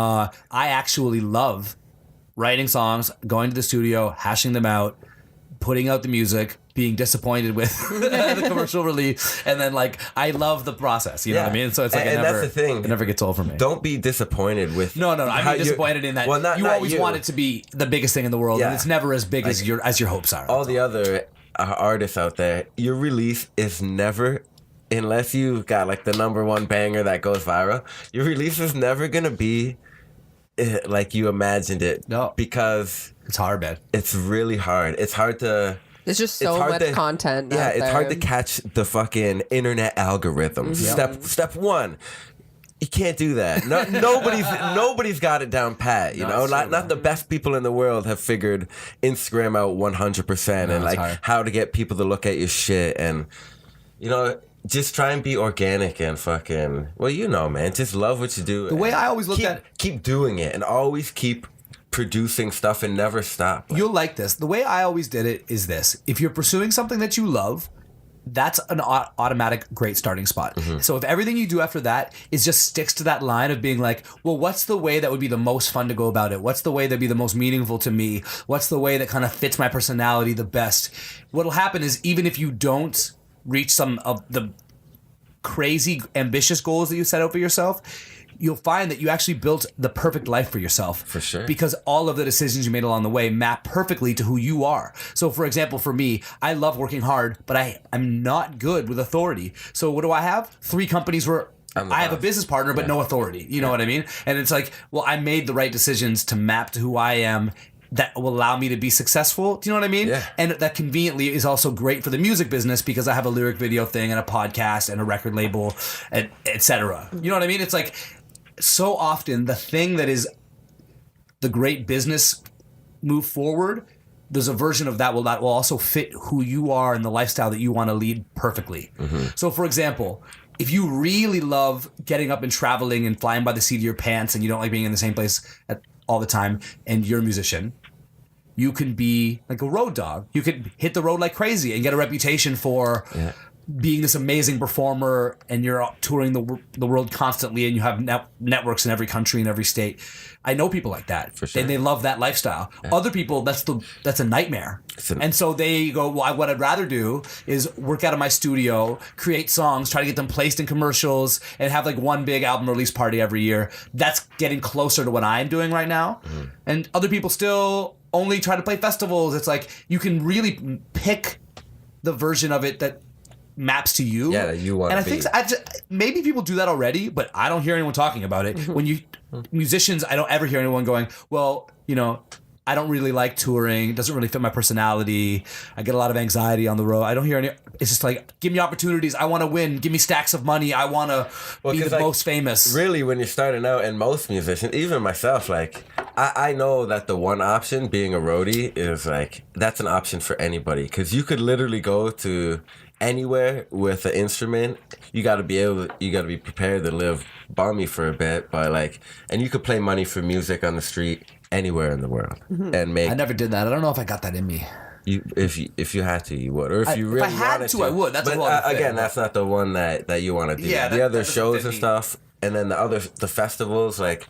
Give me any of those. Like, yeah. If I could play all festivals, hell yeah. But if I could just play like big ass shows or private parties or once a year release parties, and as long as anything's fine with progression is me, and any action is good, I think and will that make the speaks to people you. feel good. I think that speaks to you that you're kind of down for whatever. Yeah, so. But I think I feel like most people are just like, yeah, but you know what I mean. I don't know. They're looking for any type of reaction, like. From anybody, like obviously good reaction if you release a song, but so let me give you another example. What do you say? So, I have ambitions of using some of my comedic side, some of my wit in some aspect of my life. This podcast is the closest thing right now, as I have occasional funny moments on it, but I would like to do something that has a comedic voice, right? And so I've thought a lot about that. It's like that's a broad spectrum of things I could do. I could kind of follow Jess and we could be these two young aspiring stand-up comedians, or somewhere else on the other end of the spectrum I could maybe create like a web sketch show and we produce like episodes of that, or maybe I go join an improv class. Who knows what I do? But it's a thing I'm thinking really deeply about, because when I do something, I want to do the thing that, even if it doesn't turn out to be massively successful, that you're enjoying, like I will enjoy and I will benefit from adding that thing to my life. Yeah. Do you know what I mean? Yeah. And it's like for example, the thing I've ruled out is being a stand-up comedian, because I don't think there's anything about going back to the beginning and playing empty bars that is going to bring joy to my life. You've been in empty bars. It feels a little for bit the like beginning of your rap career, to the beginning of my music career. So sure. I've immediately scratched that off the list, for example. And to be honest, I have stand-up comedy joke ideas, but I was just like, I just don't want that lifestyle. But you know what? Somebody in the position as yourself where you have a lyric video and video company, you could make yourself a beautiful 1 hour long stand-up video with I'm not ready. With applause. You have to put the time in. You don't even have to have anybody there. You could just stage it and insert the applause and do like a nice cut to a wicked crowd. And but you got to put the time in to get that good, though. You got to go play all the shitty clubs to put the time in to get that sharp with your jokes. True, Otherwise, I'll be bombing. You're bombing. But my first special is just a giant bomb fest. No, the fucking auto applause is gold. Applause. Yeah, you put it after anything. The thing that I think I want to do is, and it's not set in stone yet, but this is the one that I think is going to be my comedic vehicle. Is I'd like to produce something in the vein of, like Last Week Tonight or Tosh.0, or what's the one from SNL too? Like Weekend Update. Weekend Update. So the idea of like talking about something, cutting to like videos of something, talking about that, providing, like making jokes about things. So I think that's the thing I'd like to do, just to round out that sort of subject matter. I know everyone's on the edge of their seats, like, what's he gonna choose? I like that shit too. But I think that'd be fun to do. Information a little bit and make jokes at the stuff that's happening. And like that's what I've always got my brand news new. from. Yeah, you could have brand new content every So it would be day. fun to talk about certain things like we do at home.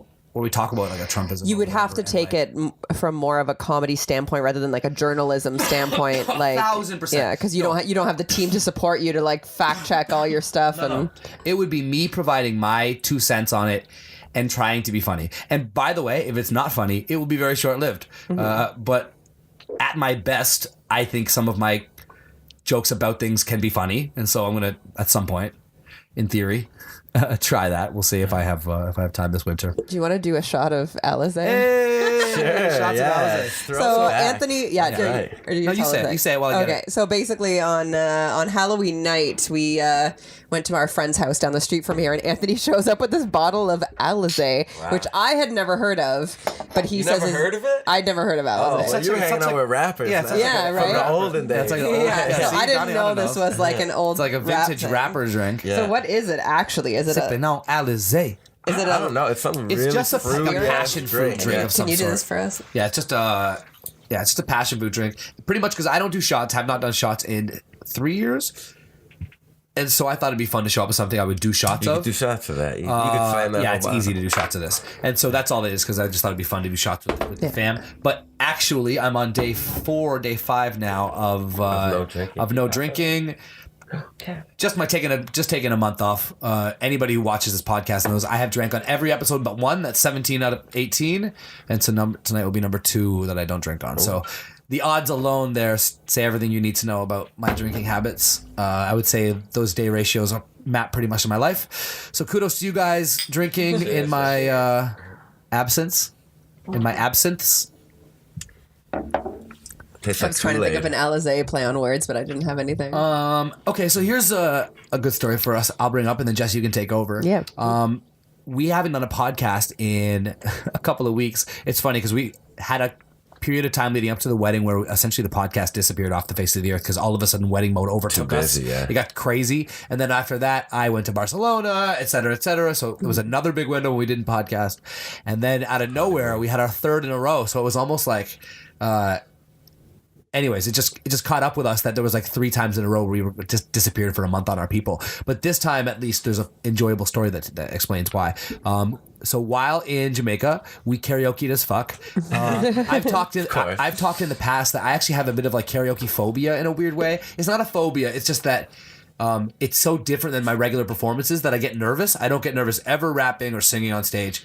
It's just because but it's not your there's song, something so about, you're not like you don't know it inside and out. And it's like just me. I'm going to sing now for all these old people. I get so nervous. But being in Jamaica around like wasted people who are like debaucherous as fuck in this like tiny little bar on the corner of the resort, I didn't feel nervous, and so we did a hella karaoke together. So for anyone who's paying attention to my karaoke, It was also phobia, kind of the only. did good. You overcame Yeah, it. you know you did Wait, really what did good. you sing? I sang "Sitting on the Dock of the Bay." I Oh, sang, a little Otis Redding? Nice. Yeah, some Counting Crows, some Sublime. Nice. Yeah. Oh, you went balls some, out. You were up there for a bit, eh? No, because I was there for a week, and Oh, it was okay. so So like the I just whole a course. couple of nights. Yeah, we popped went there over. like every night. Yeah, I think we went there like 4 or 5 what's nights. what's his name? The guy, the more modern guy. Why can't I think of his name right now? Not Frank Ocean. What's his name? I don't remember. The other song that you I saw did. Frank Ocean with Joshua in the most. Oh, John Legend. John Legend. John I don't Legend. know. Yeah, I he's did a great, John that Legend guy. song. Yeah. Yeah. But then so Jets also did a bunch of songs in karaoke. Yeah, I did. Almost roasted Frank Ocean there.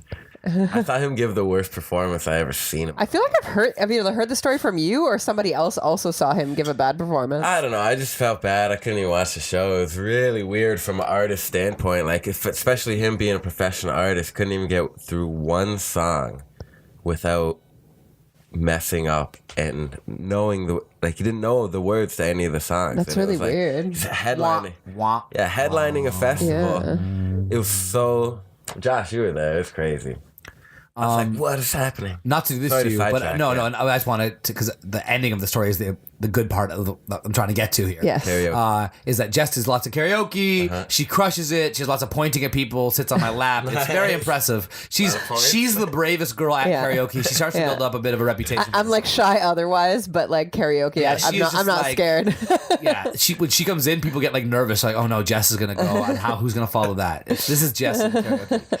So then we come back, and of course she splashes back into Canadian karaoke with all this practice, but she overdid it. Just like Justin Timberlake on tour, she strains her Just vocal like that. cords, Can't talk anymore. and she goes to karaoke on Halloween night with me, and she's like squeaking, and one of our friends, Katie, who's been on this podcast as well, says like, "Oh, Jess, you don't sound so good. Do you want me to finish the song for you?"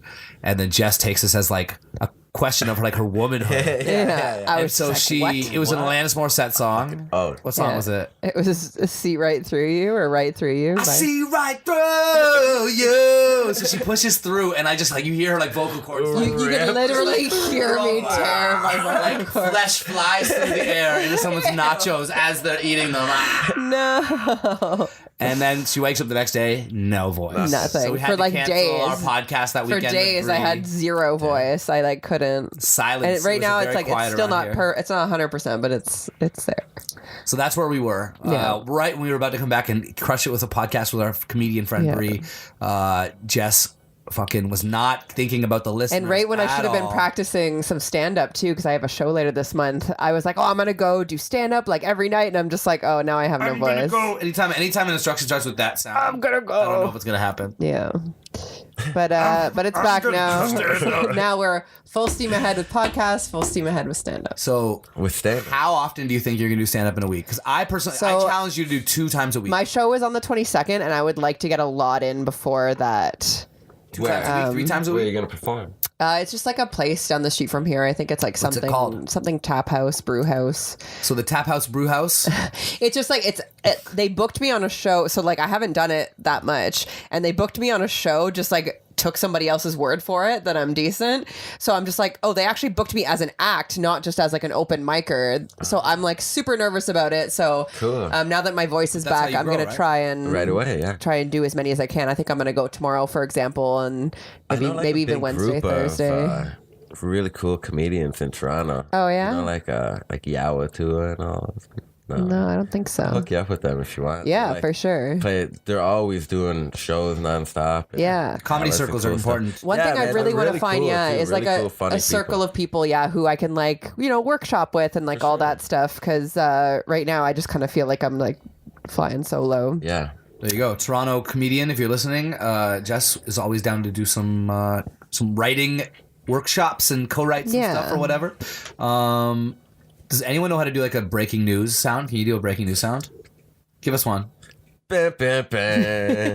Is that one? Yeah, That's good enough. Okay. So breaking news. We have an update on a big story we covered exclusively here at Damaged Goods Podcast. Oh, what is It's this? the story of Canada's smartest catfish. Oh. And so to bring you up to speed, and any listeners who don't listen to every episode, Oh, can we first mention that if you figure out who it is as we're talking, do not say his name. you might know, so don't say name. Yeah. So I don't know if you do, I'm but you only might going to know. give a very short synopsis so that Yeah. you don't bore our homie listeners who know us up. Yes. So we covered this in detail on like episode 10 or something. It's the episode called Canada's Smartest Catfish. If you haven't heard that episode, this is a good reason to go back and listen to it. Mm-hmm. So essentially, somebody we know was caught up in this super weird online catfish ring. We exposed them by contacting a former Miss America who the person was claiming to be, and the Miss America is like, that's 100% not me. I don't know who you're talking to. But meanwhile, somebody who I knew very, very well was like, I don't know what you're talking about. I met that person in real life. And like, it got really kind of weird and crazy, but then it got Convoluted. deeper as we were getting contacted back and like harassed by all these weird catfish accounts. Is very Who were like these like celebrities that like you would know, like Yeah. messaging us, like A-list celebrities messaging us. Yeah. messaging But it was us, all, it was like a catfish like ring of people like that we believe Yeah. was constructed by one of our good friends. It'd be like finding out, not quite Josh, but like a good friend in your circle has this like web of catfish accounts that like, it's very interesting. yeah. harassing And we you still now. don't fully know We still- what's happening. There's with no that. way to 100% know how in he was. He might have just been complicit, or it might have been only him. We don't know. But so the end of the story is he disappears off the face of the earth. At the end of the whole thing, he just gone for in like thin what, air, 2 years? never to be heard from again. And a person that like we toured with, traveled with, like very, very good friend, just gone from the face of the earth. That's where I'll leave you. And now our on-scene reporter, Jessica Robert, who was there at the scene of the crime. So we talked about this on the last podcast. I threw a Halloween party at a bar down the street from here that's like our regular bar. We do karaoke there all the time. And I'm like, hey, let me throw this big Halloween party or whatever. So we did, and it was amazing, super lit. Tons of people were there. guess who I see just hanging out at this bar. I think we called him Mike on the last episode. We called him Mike, I so think. you Yeah. see Mike. So Mike, I see Mike. He's like dating a girl who's friends with the owner's girlfriend. It's like this crazy connection. And yeah, I'm just like, what? Everyone thinks you're in jail or dead or whatever. And he didn't really have a great excuse. He was just kind of like, yeah, you know. He was purposely vague. Yeah, purposely as you do vague. when you're yeah, for sure. Embarrassed. Canada's smartest catfish. But it's honestly, I have nothing that negative to say about the person. Yeah. It's just like it's just a running joke here that this person just dropped off the face of the earth. What are so their for the fact for him, like, what are they doing? For him to show up at Jessica's Halloween party unannounced is just a very Weird. interesting follow up to one of the most interesting stories of our life. Like, Yeah. what was the intention with the catfish accounts? I mean, it could be a lot of different things. It could be to if he could convince people that that's his girlfriend, it might make him look good, or maybe it just made him feel good to think that it could be his girlfriend. You know, it all began with a claim that his girlfriend was this beautiful woman who is actually the highest paid model in the world. Who's just like she's like list. the. Then it got like do you know really who? deep, Yeah. buried laugh. Can I say it, or have you been purposely not saying it? No, because we said it on the last yeah, one. we said it. Do you know who Candace Swainpole is? No. She's like the top Victoria's Secret Yeah, model. she's You would on know the her to board. see her. So that's basically the one that. Yeah, that's where it started. That he. was, Yeah. Like, Anyway, so like, that's not your girlfriend. no, that's exactly Yeah. the, you know. Like, Yeah. It was talking pretty about much just like we were like, no, but it's not. It's Yeah. just like what? Like it was. It was. Imagine it was tomorrow. so Did anybody weird. have a Josh said Google to you- right there Josh when said they're to like, you, Google. Yeah. Cameron That's Diaz her is my boyfriend. girlfriend. You'd be like, no, Yeah. bro, she isn't. Yeah. No, she is. I was just in New York with her yesterday. I don't know what you're talking about. Yeah. That's exactly how That's it what it was. And we were just I was like, just in New York with you what? yesterday. I don't know what you're talking about. And it's just like, well, I don't know if we can be friends anymore because that's insane. And I don't care, but in a weird way, are you a like crazy sociopath and you're going to Yeah. kill me and everybody you know soon? Or And we're also huge fans of the show Catfish, so that's why this is like super interesting to us. so we investigated deep. Like we contacted like all the celebrities themselves and like You guys. Oh, let yeah, it be. yeah. We like would not good. let it slide. No, of we course. like we're not no, letting bro, it. you joking? It was it was an opportunity. Yeah. For me. You see how I'm dealing with this record, dude. I'm just like, as soon as one of these people crawls out of the woodwork, Yeah. Yeah. you got to do your investigation. Yeah. Yeah, I mean, we talked about this on the original podcast, but yeah, like she was friends with like Miss America 2015 or whatever, and that girl messaged us being like, "You better not fuck around," like threatening us. And so I messaged the real Miss America 2015, and it was on her Instagram, and she has like thousands of followers. So I'm like, oh, she's probably not going to answer me, but I messaged her and I was like, hey, there's this girl, and I sent screenshots. I'm like, who's pretending that she's you? Just wondering if that's actually you. And she was like, fuck no, that's not me. Like, I'm really sorry that happened to you. Like, I don't know who that is, and they're just pretending to be me. So it was like this like crazy thing where there was like so many players involved. So You that's guys got that's the yourself update. wrapped That's that, up in some yeah. stuff. So the update is that he's not dead. He's well. He seems happy. Yeah. He's in love. Yeah. I don't know. Yeah, he was with the maybe he's girl, not in so- love. Maybe I haven't said that yet. I don't know. I didn't ask. I'm not sure about how level of the We'll just relationship. assume. But Can I bring up some spooky news since we talked about Halloween? Jess Roberts, spooky Spooky news. news. That's like lightning or thunder sounds. So did you guys hear about the girl who got engaged to a ghost? No. Engaged to a Ghost is a good band name for Yeah. So Pretty good. this girl went on a trip to England and was like traveling through these caves that are supposed to be like haunted caves in England. And she's always been into like the paranormal and talking to ghosts and stuff. But she essentially met a ghost in this cave in England. And she said, this is her quote, or not exact quote, but this is what she said when she was interviewed. She said, usually ghosts, you know, they stay in one place. They don't follow you around. But this ghost came back on the plane with me and we joined the Mile High Club together. So she fucked this ghost. fucked a ghost Yeah, on yeah. an airplane. And that's not even the craziest part of the story. It gets crazier. So she The Ghost fucked. by a sea? No, he just sat in her Window? lap. That's what everybody said, and he just sat in her lap.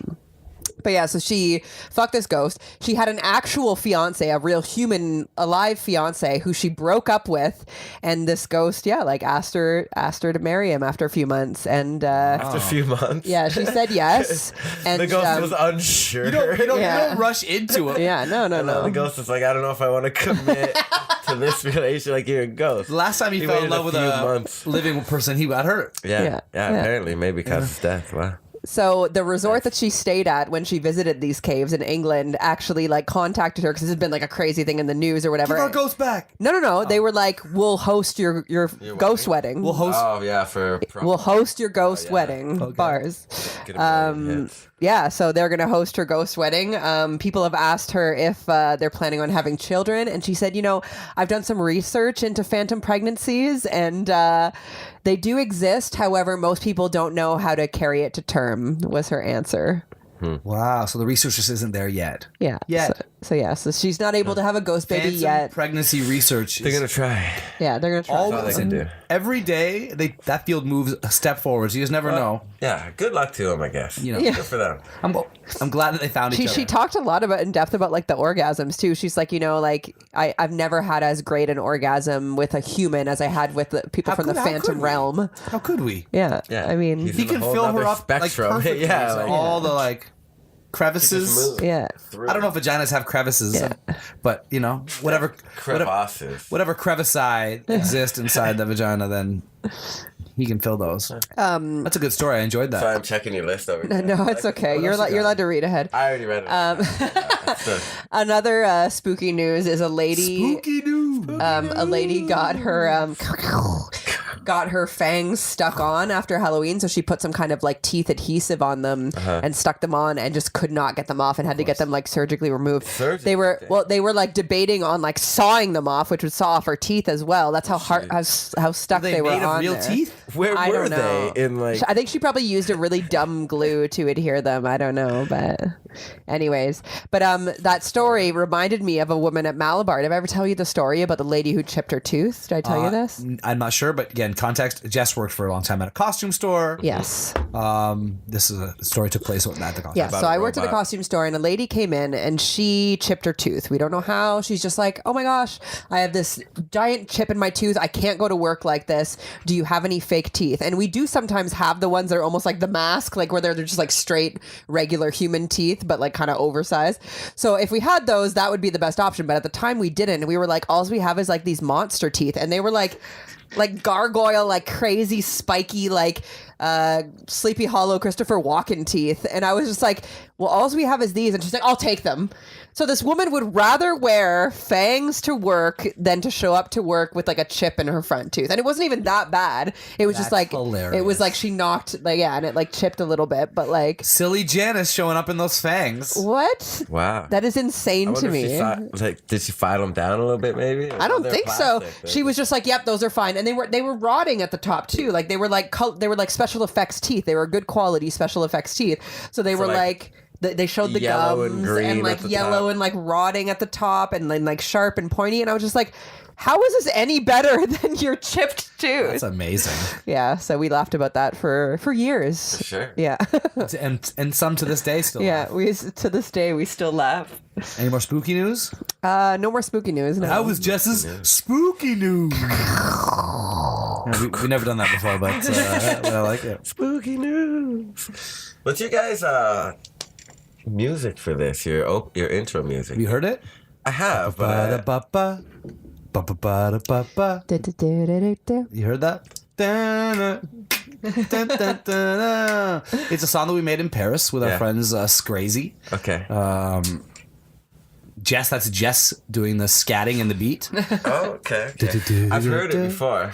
Yeah, it's just instrumental we produced for me, and it's so fun and funky. I didn't really feel like something I could rap. Yeah, on. it was almost like we didn't know what to do. No, we loved it, it's but we not didn't for know what to rapping. do with it. If anything, what I thought it was missing, that's why I brought it up. Oh. Is that I think It was you missing guys- something. I see. Yeah, it needs maybe just more like to say like damaged goods in it and like a couple more things. So you need like us to like sing like good. No. like a jingle. No, Okay, or should it be like think this? of more like Damaged goods. like a DJ. Like that. Damaged No, goods. no, Like that. not like that. Or should it be like Like- damaged goods? Like British girl? Maybe. Keep going. I like that, all yeah, your yeah. versions. Now we're getting places.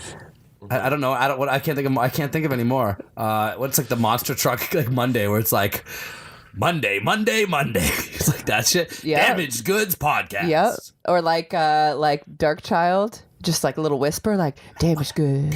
Damaged Goods podcast. Yeah, that's the one. We should put some whispers. Welcome to the Damaged Okay, Goods. can everyone be quiet for a second? I'll do it now so I can record it and I'll put it in. Damaged goods podcast.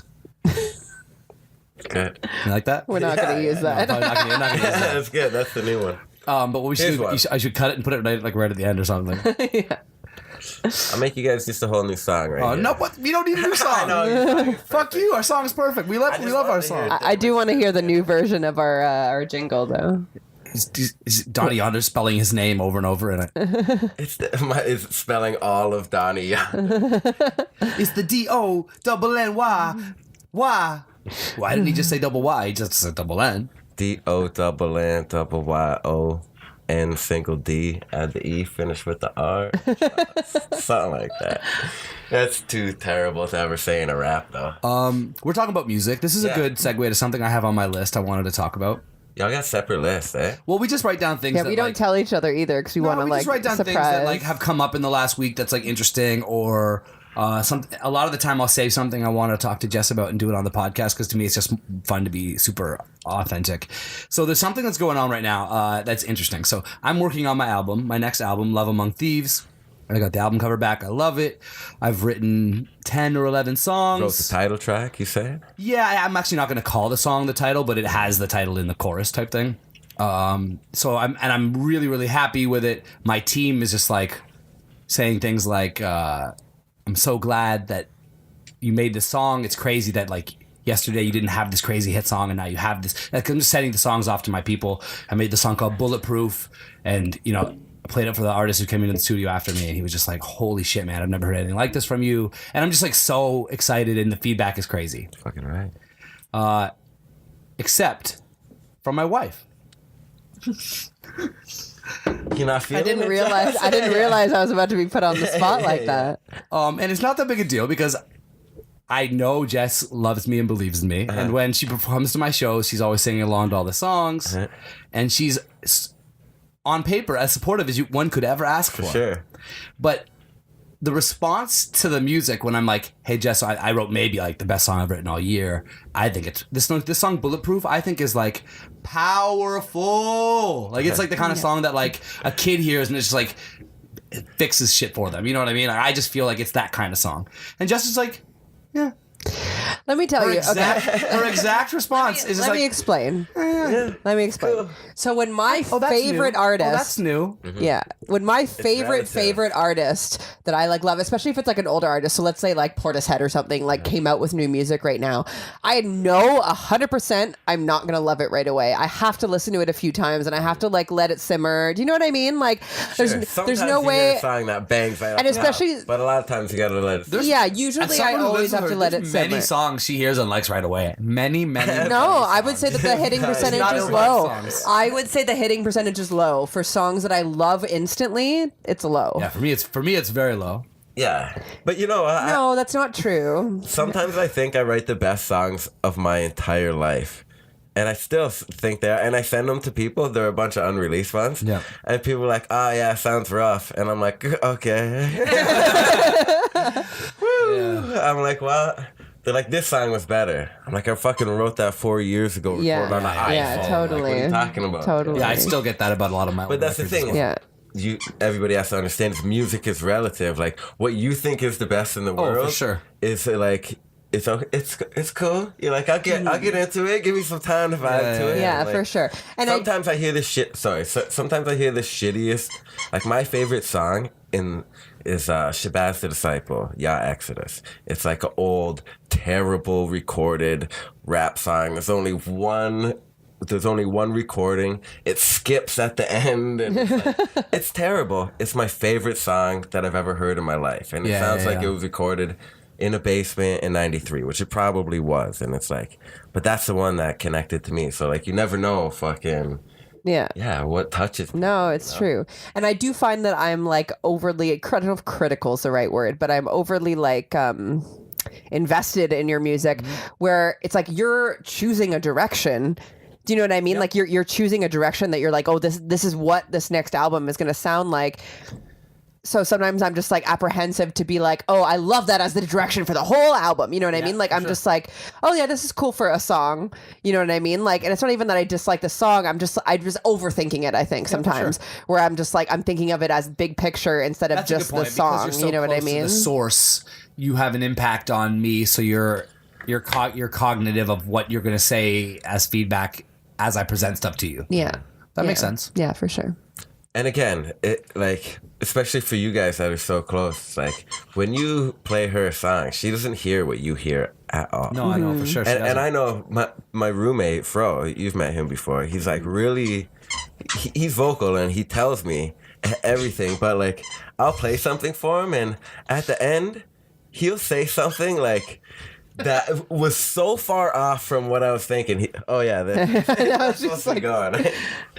That's nice, Gavin. He'll say something like about the drum kick.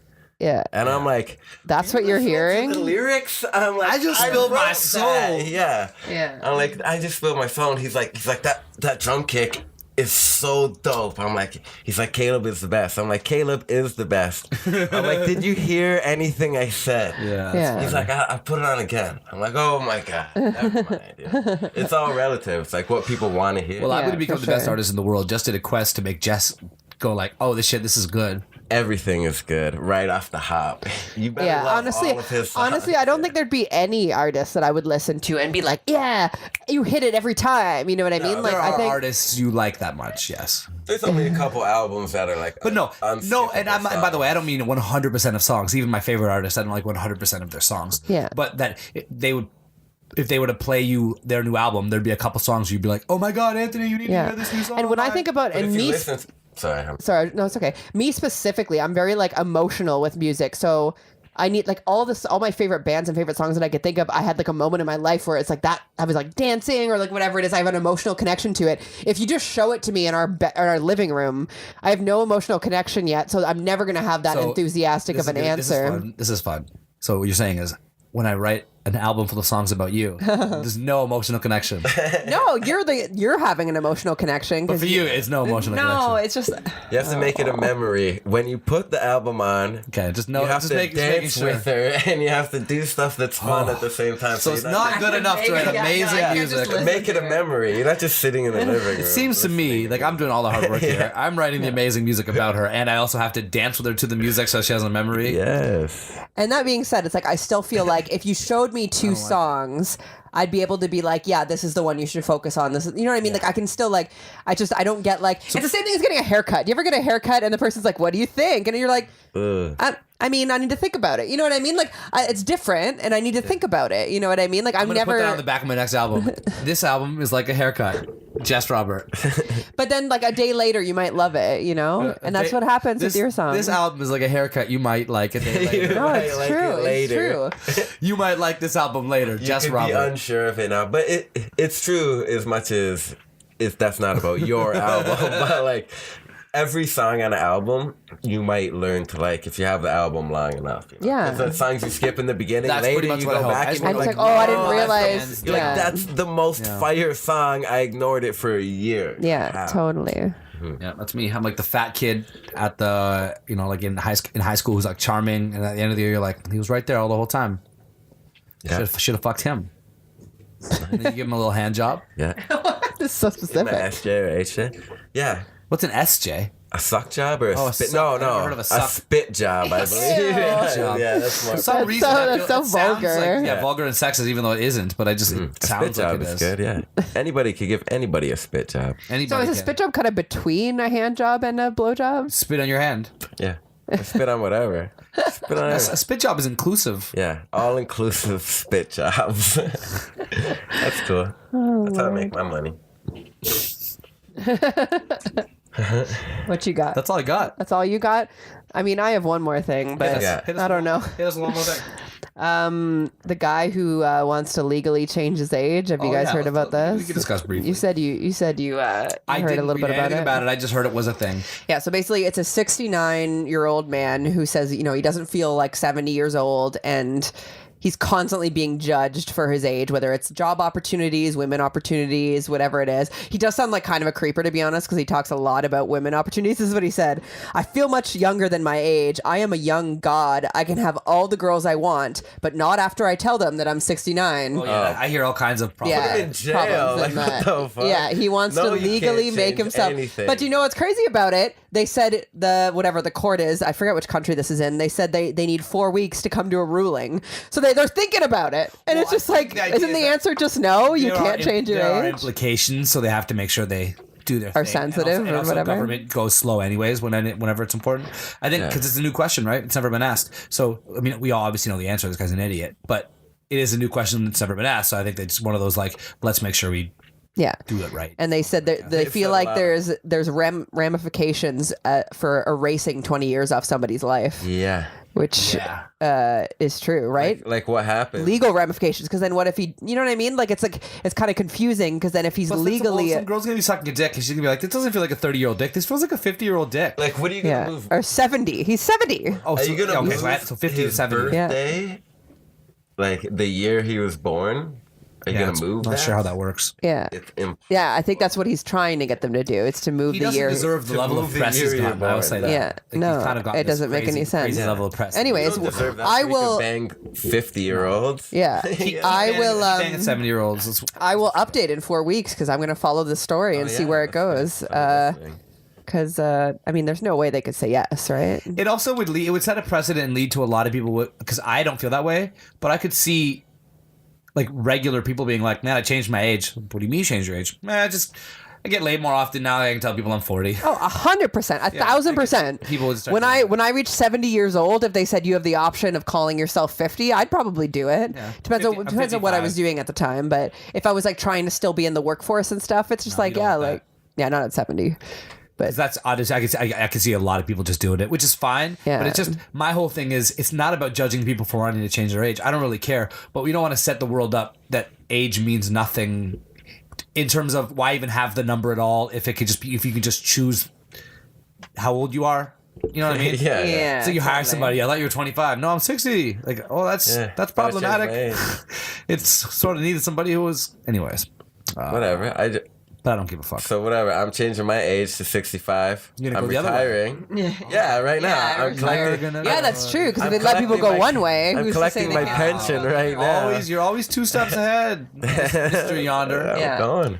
Yeah, even things like the opportunity of like when you're under a certain age, they'll give you grants to travel and whatever. It's just like I if could just he's keep going allowed. back to under 30. Yeah, exactly. Keep going back to under 30. Keep getting those travel visas or Now whatever. you're really thinking. Yeah. I hadn't thought about all these implications. I'm glad. Yeah, that's they can't So you let it become happen. 65, catch a pension, use the pension Right. to become 25 again, Yeah. and then go overseas. Okay. Or are they going to make it so like you could change it, but only once? Then you have to stay that age it's like your forever. Facebook name. Yeah. Once you change it, you got to like stay with that name for 2 years. Or Yeah. something like that. Who was it who, I think it was Decisive, who kept changing his birthday. So it was like his birthday every day. And then eventually they're like, you can't keep changing your birthday. That's so funny. That's all I got. That's all you got. They ever get after you for your name on Facebook? Don't say it on the I podcast. did. Okay, so no, I know. Never No, mind. let's talk about it off the podcast. Here's what I will say. I did what was necessary so that they wouldn't do that. Perfect. You know what I mean? Because I know other people that did what was necessary. Yeah. So Yeah, that. yeah, it's probably the same thing. But we'll talk about it off the air. That's a Jessica rule. Thanks for coming, bro. Yeah. Yo, thank you very much. for having me. Say your Long social media Yeah. again. Donny Yonder on everything. Donny Yonder, anything. So on Instagram, Facebook. Exactly how it sounds. It's the easiest thing to spell in the whole wide world. Even though he doesn't have a computer, he'll still respond got to a your love smartphone, mail. So I'm there. And Yeah. Donnie and the Beat Chef and Caleb Morose and everybody. in the YouTube, world. streaming platforms, Spotify, holler at you on socials. iTunes. Yeah, Donnie's one of my favorite humans. The way you rap is crazy. I've been a huge fan for a long time. Anything that we have to plug? No. I can't think of anything. No, Damaged Goods Pod on all social media. We have the new Megan Nora music video out. So That's true. if you fuck with our music stuff at all, our artist Megan Nora, an amazing songstress and singer and dancer, she sang a song that I wrote called Find What You're Looking For. It's kind of like a sad breakup song. You directed this amazing music video along with cinematographer, a friend of ours named Aaron, who's super talented also. And so the video is out, the song is out. It's really personal to me, even though I'm not the one singing it. It's the first time I ever wrote a song that somebody else sang. And so it's been really fun watching that come out and watching you guys direct a whole music video to it and it come to life. So that's available everywhere right now as well. You can go watch it. Megan Nora, Find What You're Looking For. Wait, I got one more plug. Is Yeah, that plug cool? away, yeah. Because literally, I'm about to drop the most amount of music possible. Amazing, yeah. Like, we're putting that whole RV series that we did. That's all going up on Spotify, too, because enough people asked for it. So Amazing. We'll be releasing that really soon. Like, we got another RV series being released on Monday, which is An tomorrow. RV series basically is you and the whole band playing inside an RV. It's playing You live, film it and record it. acoustic, just versions of Yeah, sounds Donny great. and the Beat Chef and our own Donny Yonder songs recorded in the RV that I bought. Sounds wicked in there. And then that's all going up. Plus, we got an album on the way. And Donny and the Beat Chef has 2 brand new albums coming out. One this year, one right in the new year. Dope. We got a single, Weight in Gold, on Spotify on December 1st. You can pre-save that on our social medias. And then check the Philo. That just came out like a week or 2 weeks ago. You shared it. Yeah. Yeah. that's dope. I will say this: one of the ways somebody can support you, that pre-save link is really helpful. The pre-save is because so the people at helpful, Spotify, I see that there's some activity around the song. If you don't know, you can actually submit the single to playlists in advance of it coming out now, and then they consider to put it on playlists and stuff. If you don't have that, I'll give you that link. So you submitting it plus people going, oh yeah, I've messed with the song, I want it the day it comes out. Yeah. Those 2 things are what you kind of need to build a little momentum behind a release. And so if you're listening and you're like, hey, I fuck with that energy, I love that he's kind of like living free and like true, because that's kind of you're the poster child for that for me. You can really help out by going to your socials, clicking that pre-save link, and essentially you just get the song the day it comes out in your stream of songs on Spotify. So it doesn't cost you any money, and meanwhile Donny Yonder helps gets out a lot, a little yeah. boost. So that's the thing you can do. I'll have my own pre-save links coming out at the end of this year as well. Yeah, stay tuned for that. Oh, yeah. Pop, pop. Yo, thank you guys very Love you much. guys. Love everyone for listening. Mad love. Shout out to everybody who sent me a message asking when the podcast was coming back. I always love when I get the, hey, I'm all caught up. I want to listen. Peace out to you guys. Damage Goods outro song. Shout out to Callie, who interrupted us the most times ever. Shout out to Josh. Shout out to Josh. We here. Let's go. Good for I bring your friends.